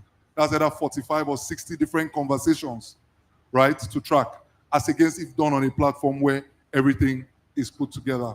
And now how Construct is doing it, like I've already started to talk about, things like automation, streamlining procurement processes. One of the things I noticed is that a good project manager on a construction project will achieve success. But when you give that project manager 5 projects to run at the same time, what happens is that he starts to get spread thin and things start to fall through the cracks. That's where technology comes in. Take those your processes that give you good results and automate them. Like I say, we will never automate certain parts of construction or real estate. But you see those processes, they can be automated to guarantee best results every single time. Data analytics, personal story. I was submitting an embassy form and I had to print my statement. I saw I was buying petrol 14,000 every 4 days. 14,000 because I was driving an SUV. This is many years ago anyway. In less than 1 week, I had sold that car. Because I said, if I don't own a property in Lagos and I'm giving the filling station 14,000 every 4 days, that's not wisdom. I could have been doing it and not knowing I was doing that if I didn't see data. A lot of times we don't understand how powerful data is.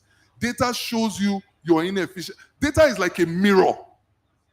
You can't see your face. If there's something on my face, I can't see it. But once I look in a mirror, I will know that this thing, I need to go and remove it. That's what data does. And digital platforms. I said to people, if you spend cash, you can never track your expenses. At the end of the month, if you spend only cash, when they ask you, how did you spend it? You start thinking, who did I give 2 naira? Who did I give 4 naira?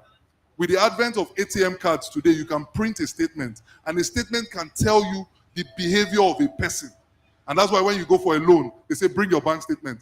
They want to see how your money is moving to know your behavior. Now, until we move our construction projects to platforms, we will not have data. And we'll come here, year in, year out, and say, there is no construction data, the data is not correct. How will it be correct when it's in everybody's laptops? And the last one I'll talk about is integration with other services. And I'll just try to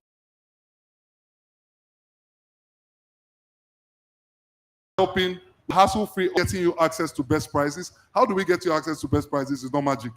It's aggregation. If you buy 6,000 bags of cement, you'll get it as a price. But if you buy 60,000 bags, you know you won't get it at the same price. And so we aggregate demand to help developers get access to what you call economies of scale on best pricing. The other thing is that we bring transparency to your project so you can see your project. One of the things we on our Pro platform is that when you put in your budget or your BOQ at the start of the project, for every purchase you make, it shows you the differentiation in the price you budgeted versus what you actually spent. So you see where you save if you ever save, and you see where you went on an overrun, and it's clear to you what your economics are. A few things that we've done over 100 projects. We started a bit stealth, which was quiet because we understand that construction is tough. We didn't want to come out and then find out we don't know what we are doing. So we started with a few companies, learning from them, and now we've served over 100 projects. We have collaborations with over 800 suppliers across the country.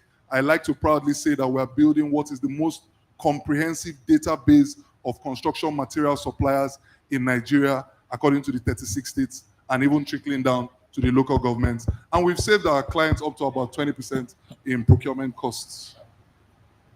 I mean, I don't think I need to run through the benefits of using Construct anymore, just because of time. Next one. And I always say, let's not just listen and go back to our old ways. The man who looks at the mirror, sees that there's something wrong, but doesn't fix it, is an unwise man. Wisdom demands that we begin to adopt. And one of the things I say is, a lot of times in Nigeria, we find that people want solutions to be perfect before they use it. No, the first iPhone or the first version of any phone in your hand is not what you have today. Once upon a time, the phones were big. Once upon a time, we went to positions to be able to make phone calls. Today, we can talk to our phones and they respond to us. Join us to build our solutions by using it. We will put down the money barrier. Thank you, Mr. John. Right? So that you can access it, we can use it, and we can build it together. Thank you. Bob Crowdy, please. Yes.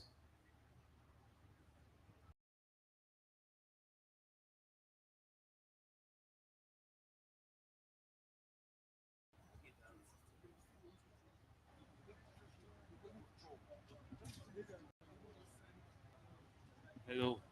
Hello.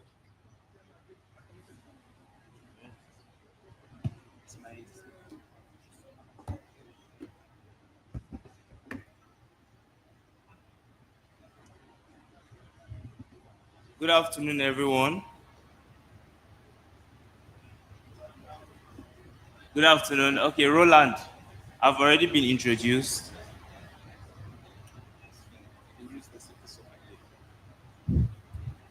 Okay, good afternoon, everyone. My name is Roland Tanguwa, Head of Legal and Compliance at Prop Rowdy. Um, I will go straight into my presentation as soon as my slides are ready. But just as it has already been explained, Prop Rowdy, the founder of Construct, who just made a brilliant presentation, already said that think about real estate, that the asset is always is physical.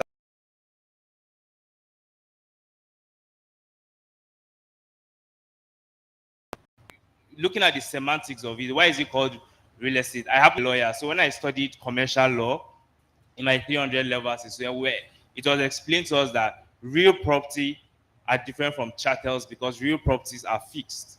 They are real, they are actual, they are tangible at all times, and they are immovable. Chattels are properties that can be moved. So the assets class is always going to be there, it's always going to be fixed. That's never going to change. But the role of technology,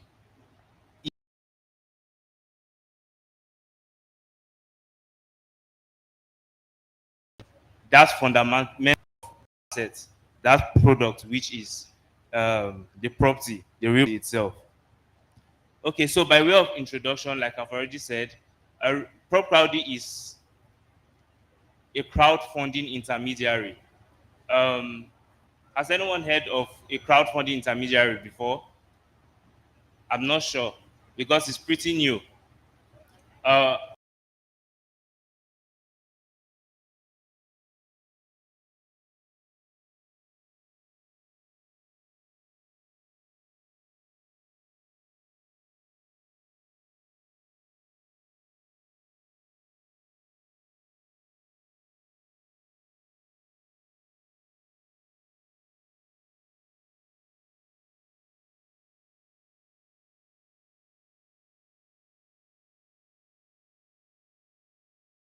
it that gives you is that you have more control over your financing model. You know, you can decide, you can fix your rates, you can fix create a very flexible offer that suits you the most, while also creating an avenue for more people to be involved in your project.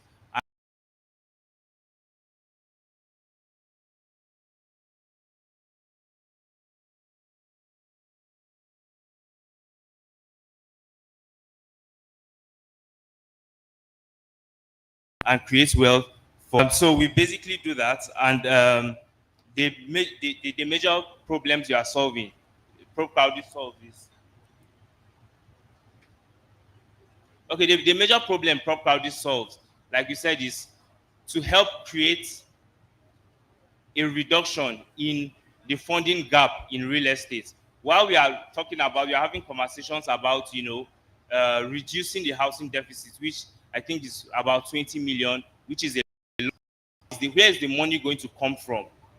Where's the money going to come from to reduce the funding deficit? For the money to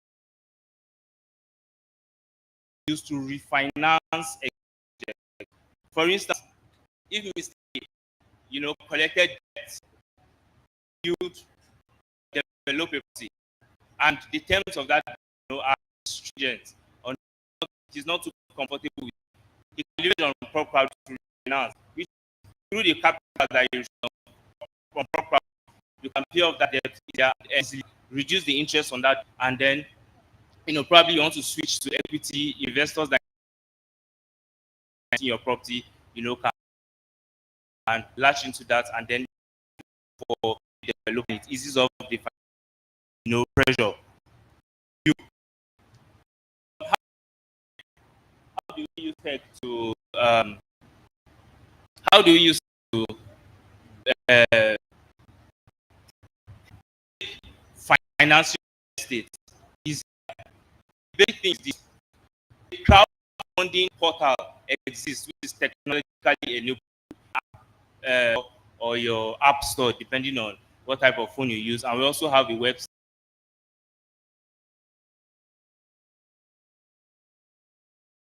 Is basically this: a real estate developer for his project on the platform, reaches out, and we have conversations about the requirements already there on the platform. Look at them. Some the requirements are in twofold. There are regulatory requirements already out by the Securities and Exchange Commission. We are regulated, and then there are requirements that we just chipped in, just to make the process easy. So identified those requirements. We work with them to curate a simple offer, offer that is now floated the platform to members of the public. We have a subscriber base, an organic and inorganic subscriber, people, and most of them are people looking to invest in viable and stable real estate opportunities. So you float your offer, and on the platform, you just have access to them, and then they look at these offers, and based on that's why we work with you to make sure that the offers are very good and sellable. Now, when investors look at these offers, they pick interest, and the investors can make investments, in the offers choosing. The whole process happens on the platform, from signing up, from the offer curation, the offer floating, the investment itself, and getting back the returns on those investments. Now, part of our process to make sure that there is security for the funds for all the parties involved.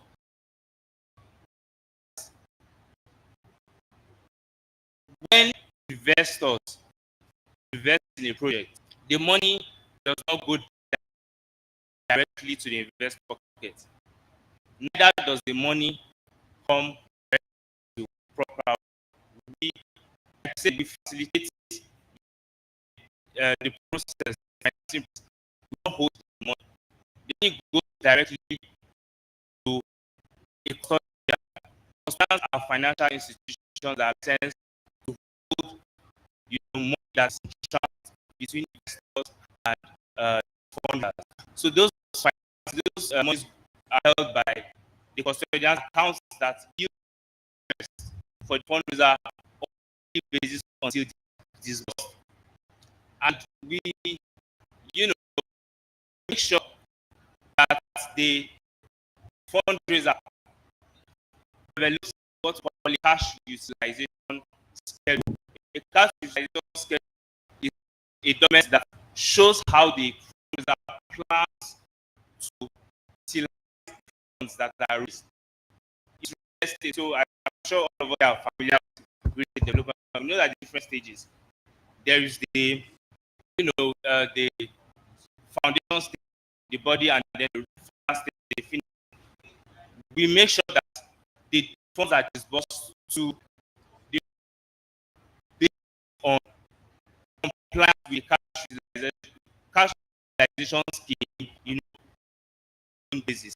Now, we've enjoyed some level of success. Like I said, crowdfunding in Nigeria is new. And legal in Nigeria is new. And but you know, despite all the challenges, success. We in fact we close around, you know, we help it to be able to finance to finish, you know, this project. The project is going, but at the finish stage, we have raised about 100 million, and then we also have several, you know, currently over about 7 naira, which means that, you know, actually progress with people are latching into having access to finance that would be more difficult, you know, for them if we did not. So basically,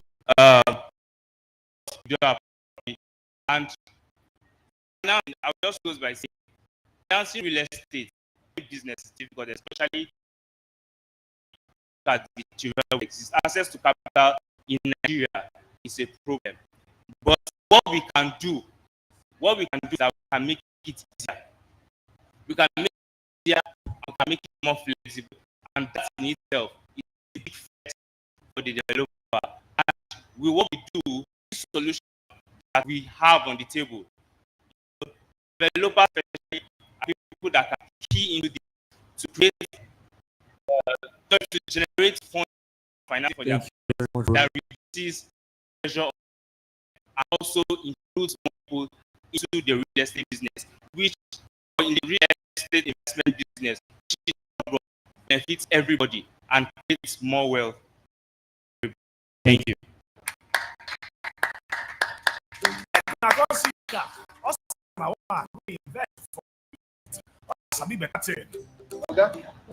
Well done, sir. I'm going to be Oscar. What investor for this property? How can I be sure of that? This is my document. Oh, no, Mr. Oscar. It's the second floor. So that is why this one is second floor. I understand. Thank you very much. You're welcome. Oscar, come the round of the effective. Inside. I watch investment grow. How do you take the investment? No, I'm not. The estate. I know it's online business. This platform is licensed by Security and Exchange Commission. As little as seriously, can invest. Just go www.crowdy.com. That is it. Security and license. Anything. Guys, I have a news for you. Make una no sleep for this one. No better than land. This one go live. Okay, thank you for Crowdy. Give applause for them, please.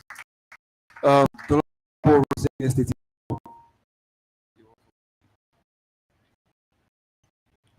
Ladies and gentlemen, a round of applause for them.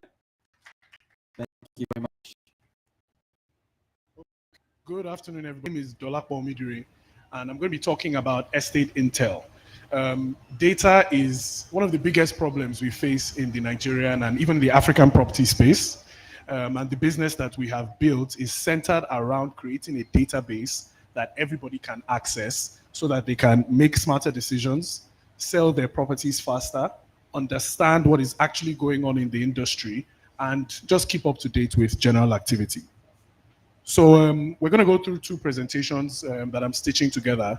But the first point is that the African real estate market is massive. As at 2021, it was valued at $500 billion. And this is regarding commercial property, office buildings, shopping malls, hotels, residential property. And it is growing at a very, very rapid pace. As at 2022, we had about north of $4 billion worth of transactions. And even with all that activity, historically, we've not seen that data being brought to one platform for everybody to access, to ask their question. What's the average rent? How many residential units are in Ikoyi? how many units of property are under construction in Katankwe. Simple data points, they're never available for people to access so that they can make decisions. Next slide, please. So even with all the investors, the investment activity, the size of the market, we're still seeing that everybody's information is in silos. So you find an agent with their own internal database. You find a property developer with their own internal database. You find a real estate consultant with their own internal database. And what this means is that everybody has their own representation of what is happening in the market. So I can ask CutStruct today, of course, CutStruct, your information is accurate. But I can ask CutStruct today, and how many, you're tracking construction suppliers, how many are they? He can say 10,000. We can ask another party, they can say we're tracking 15,000. Another common problem is that you ask valuers to value an office building, a residential property. 3 of them can be given the instruction to value, and 3 of them will give you very, very different valuations. This is a serious problem, and what is showing on the screen is part of the issue. All the information is in separated, is in silos. And what we're trying to do now is build a central repository. So next slide, please. Excuse me, next slide. So the central repositories, what these do, they help property developers make smarter decisions. They help financial institutions like banks who are giving loans and providing a lot of capital to fund real estate, help them understand what is going on to keep things going. And the data that we also provide supports prop tech companies in building the products that they're building today through APIs. Next slide, please. That's where we come in, Estate Intel. Now, we have built the largest repository of commercial property data on the continent. Right now, we're active in multiple African cities except South Africa. So we're in Africa excluding excluding South Africa. And what we're trying to do is to become the single source of truth for African real estate markets, the starting point for the very best real estate decisions. And in that platform, what you can do, you can log on, you can select a location, as you can see here. You see historic rents, historic sale prices, what's the average yield in this area, how many units are there at this moment, how many units are under construction, descriptions of the location, a breakdown of the stock. This is all the data that we have spent almost the last decade collecting, and we have now put it on a platform to allow people access it with the snap of a finger. Typically, when people want to do real estate and you want to engage, you want knowledge, you have to engage a consultant. They'll tell you, okay, it's going to take 3 months, 6 months. We'll gather this data for you and you'll be able to take it to investment committee. We don't think that you should have to wait 6 months to get really basic information. Sometimes basic information is available, but it is unstructured, it is inaccurate. But what we have done here is create a central source that we plug into multiple resources, do the data collection ourselves, and put it and make it available for prop tech companies, make it available for governmental institutions, make it available for private individuals, and general people who want to understand the market. So I'm going to actually just stop there because yeah, this presentation is used for something else. But if you go to the next, go to the next document. Yeah, slide. Keep going. Yeah, so I'll just run through. Keep going, please. One more. Yeah. So essentially, our expertise spans multiple things. We provide market feasibilities outside the data on our platform that our users can subscribe to. We provide market feasibilities. We support valuers. We support real estate construction vendors.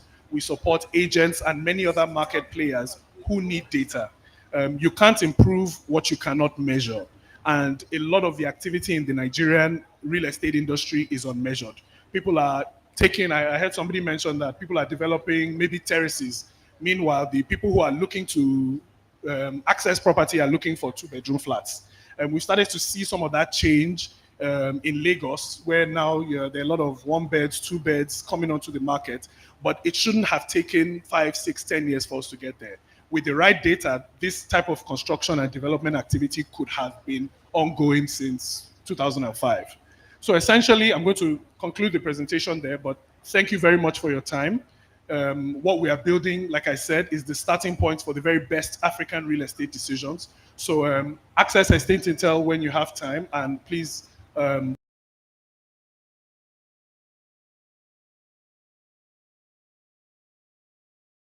Thank you very much, Dami. I'm going to just continue from there, and I'm going to go straight to questions. Sorry, I'm going to interrupt you there. We're just going to alert the honorable in our presence. He has joined us all the way from Liberia. First of all, I want to give a round of applause to Dolapo Omidire. A round of applause. Thank you. Yes, you said you go to questions. We don't want to go directly. We want people some time to write down their questions. So you will be asking the question. You'll be asking questions. Just write them down. And one by one, we'll come and have a whole question session. So just get yourselves ready. But our honorable just stepped into our midst. So right now, we will be honoring her as she will be the first lady on stage today. She is one all the way from Liberia.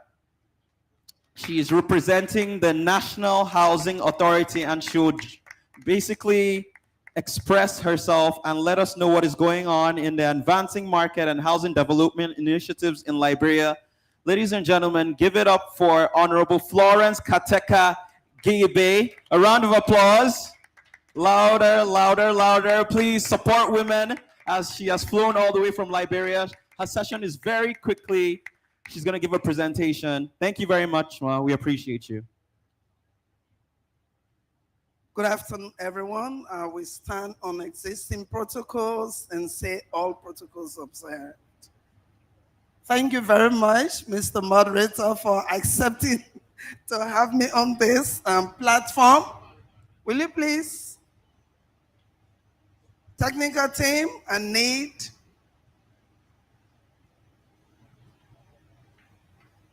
okay, the Managing Director of the Liberian National Housing Authority, and I'll be presenting to you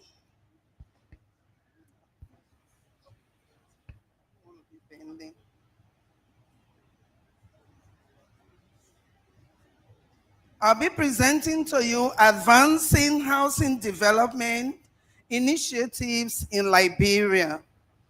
I took over this entity just 6 months ago, and being a development specialist, I realized several situations that need urgent attention.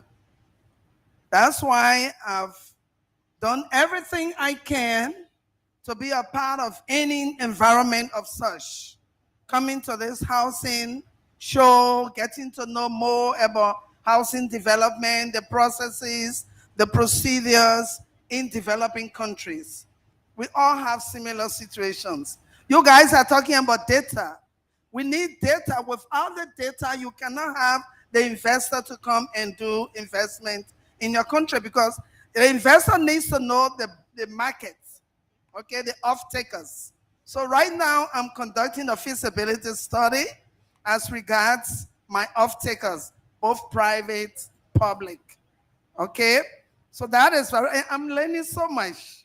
I also learned yesterday about the insurance. How do you have, how do you call it? A bond. Property, is it a completion bond?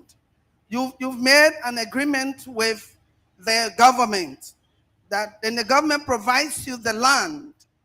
And you say you will build 1,000 houses on the land and you default. Who holds you? Because we do not have this insurance for completion bond. I learned of that yesterday. I'm taking it back home. So thank you so very much for the audience. Okay, and in that, we're going to look at the government's initiatives, the opportunities that we have in Liberia. In the midst of the challenges, we have great potential. We have opportunities in Liberia.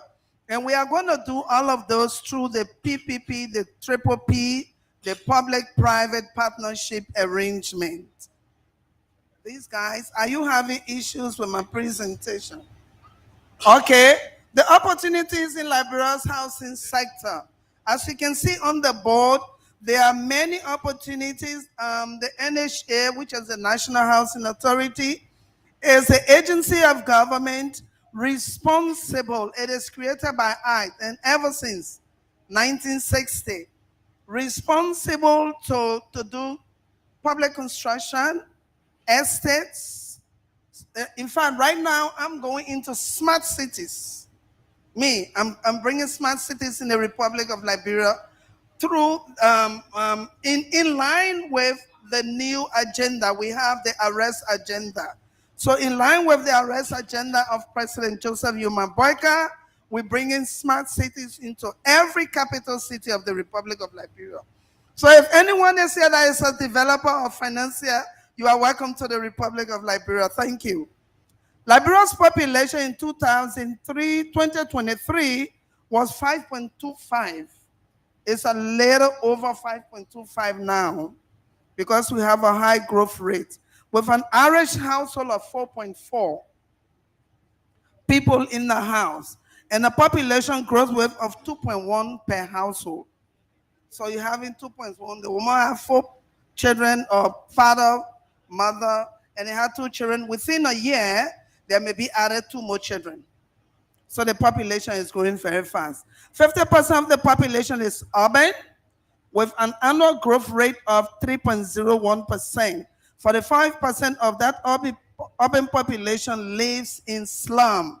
In our mandate, we are to develop slum environment into urban environment. So that's part of our mandate. So right now, I have maybe more than 45% of the urban population in slums. We have much to be done. Okay, 50.9% of the country's population lives below the marginal poverty line. Okay, the national poverty line, we have more than 50% of our population. Liberia is a developing country and 65% of all employment is informal. We have more informal earners, income earners. So even the feasibility study I'm doing, I'm concentrating on the private sector because we have more informal employment. And for your information, in that informal employment, we have close to 65% of Nigerians in that informal employment. Most of our business people are your people. I was telling my folks, I was telling Daddy yesterday, I said, I have more Nigerians in Liberia than even Liberians now. So we have, and I want to take more Nigerians with me. No clap for that. I'm taking Nigerians with me to go and help me build that country. Okay, so that is that. And additionally, we have, let's look at the housing needs. I want us to look at the housing needs. We have about 200,000 new dwelling units that are needed for Liberians per annum. 200,000 right now as our population grows. They were talking about data. We have done analysis, we have done research, and analyzing the data from the research, we got these figures.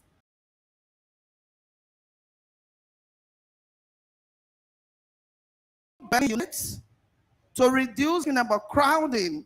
There is crowdedness in our cities. How do we reduce that crowdedness? Is by building new units.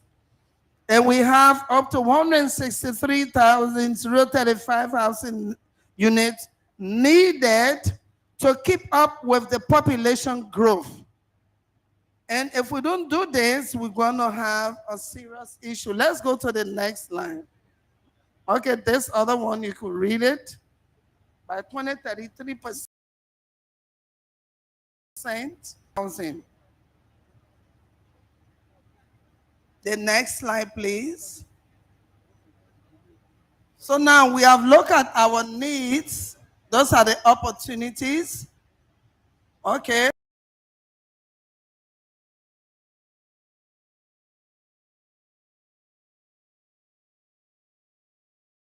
Investor, developers, and other seeking to contribute to the country's housing development. We need you and other infrastructure sectors.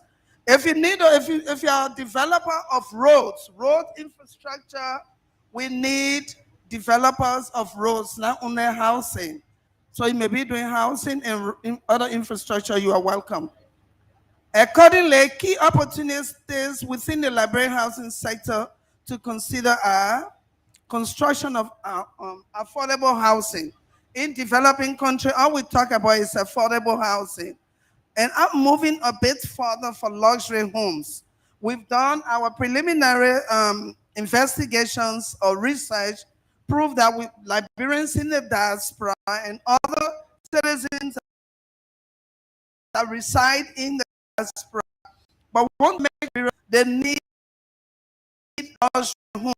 So we design luxury homes. We also see developers that are to luxury homes. We not only do come all over the place, and we need in cities. We have our first city with Morovia.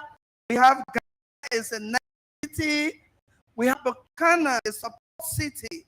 We have all of these places to do our city, smart city estate. We have Voin German. These cities that you see, they are strategic. Ghana is a central point.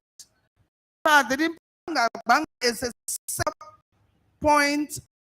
Liberia, fast city, huge overcrowdedness, huge developing Kakata. It's huge, fast growing. It's a city that you can easily go over Abidjan, country, coast.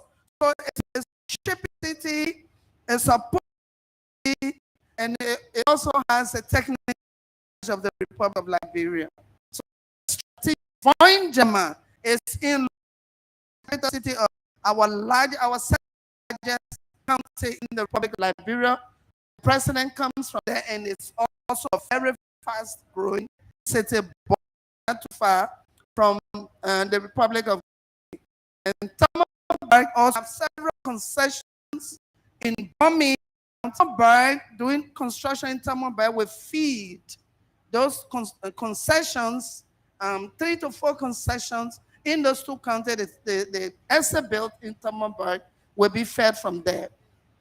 Now, the government is open to collaborating with private investors through the public-private partnerships program to develop housing project. We are open. You can come, we'll protect you as much as you need to be protected. There is need for accessibility of real estate finance options. That is my major problem in this work that I'm doing. That's my trouble, my challenge. Financing institutions. I've been talking to 1 or 2, and I'm going to put this out. I need more financing institution that can come up to us, that can say, look, Florence, I can help you in Liberia. The market is right.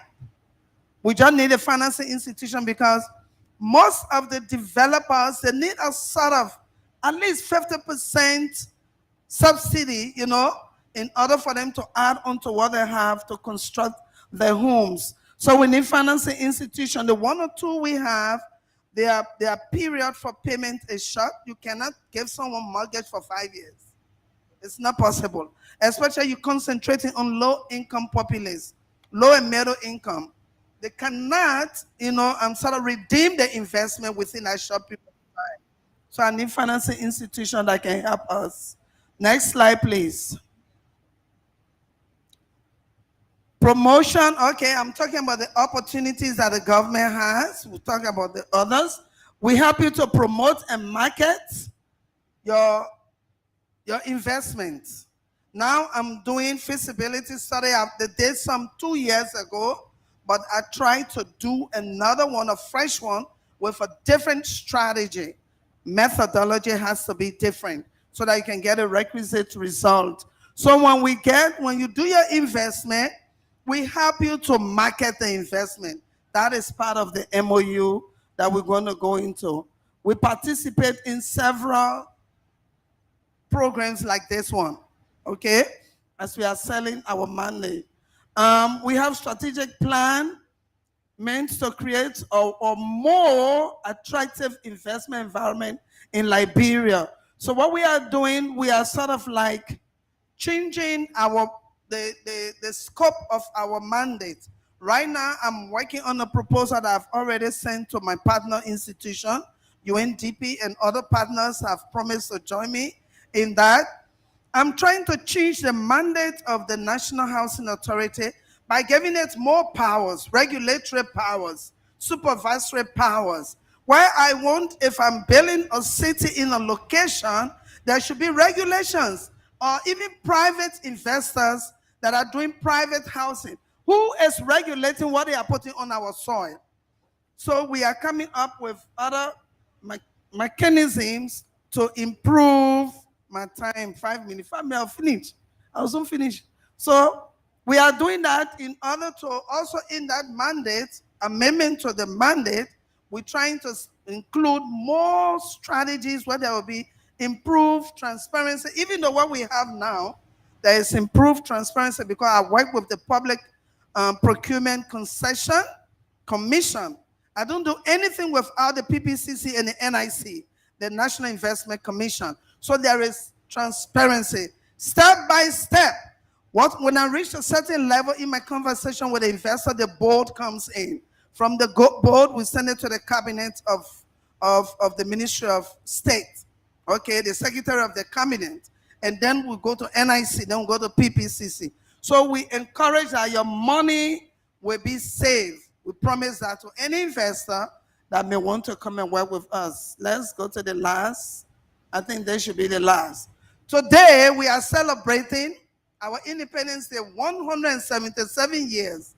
One of the founding fathers of Africa is Liberia.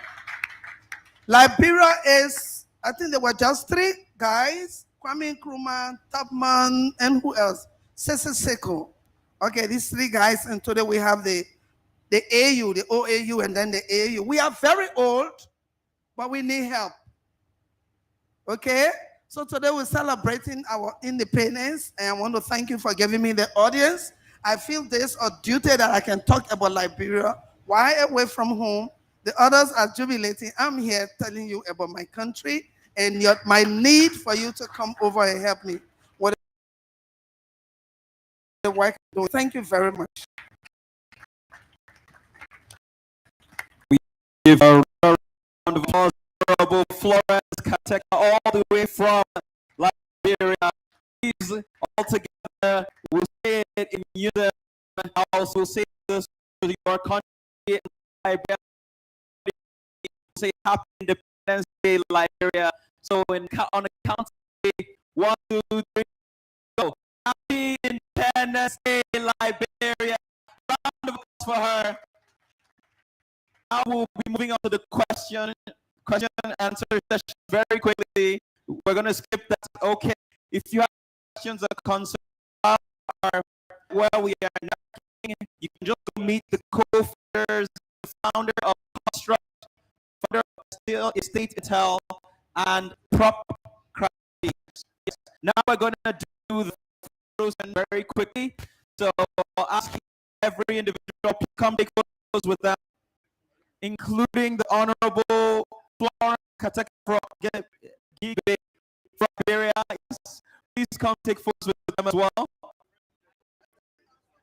To bring the Africa International Housing Show as multiple countries here.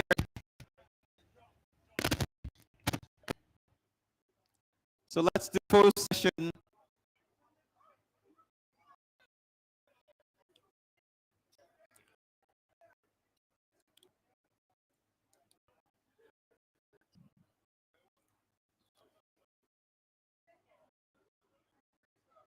Thank you very much. Please come join them. Whatever you represent, come take photos with them. As we want to network, right after this, there will be a game of owners, investors, Please, we will be working their identifications, check their apps, as we want this to be an union in international. Ladies and gentlemen, what a day, what a fantastic time. We are proud of each and every one of you. Thank you so much for your time.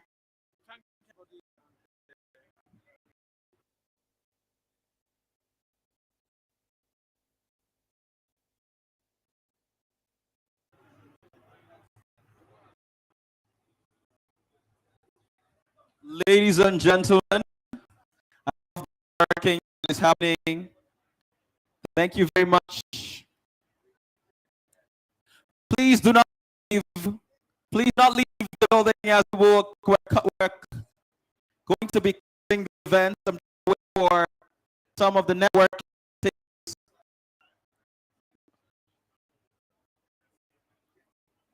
By all means, if you had any questions regarding the panel, please come to them. You can their phone numbers, their emails are available. Once again, the founder John Amen, the founder of Estate Intel, Dolapo Omidire, Roland Tengwar from Crowley, and also Honorable Florence Kateka from Liberia of the National Housing. Invest in Liberia. This is the African International Housing Show, not just the Nigerian International Housing Show or Nigerian National Housing Show. So please network. This is why we're here, to exchange contacts and profit ourselves in the near future. Town Planner Rakiat Fache, the National Chairwoman and the Association of Women's Town Planners in Nigeria is here. A round of applause for her. Thank you so much. I just wanted to appreciate you. We have strong women in the building. So I would like to say a big congratulations to the women here.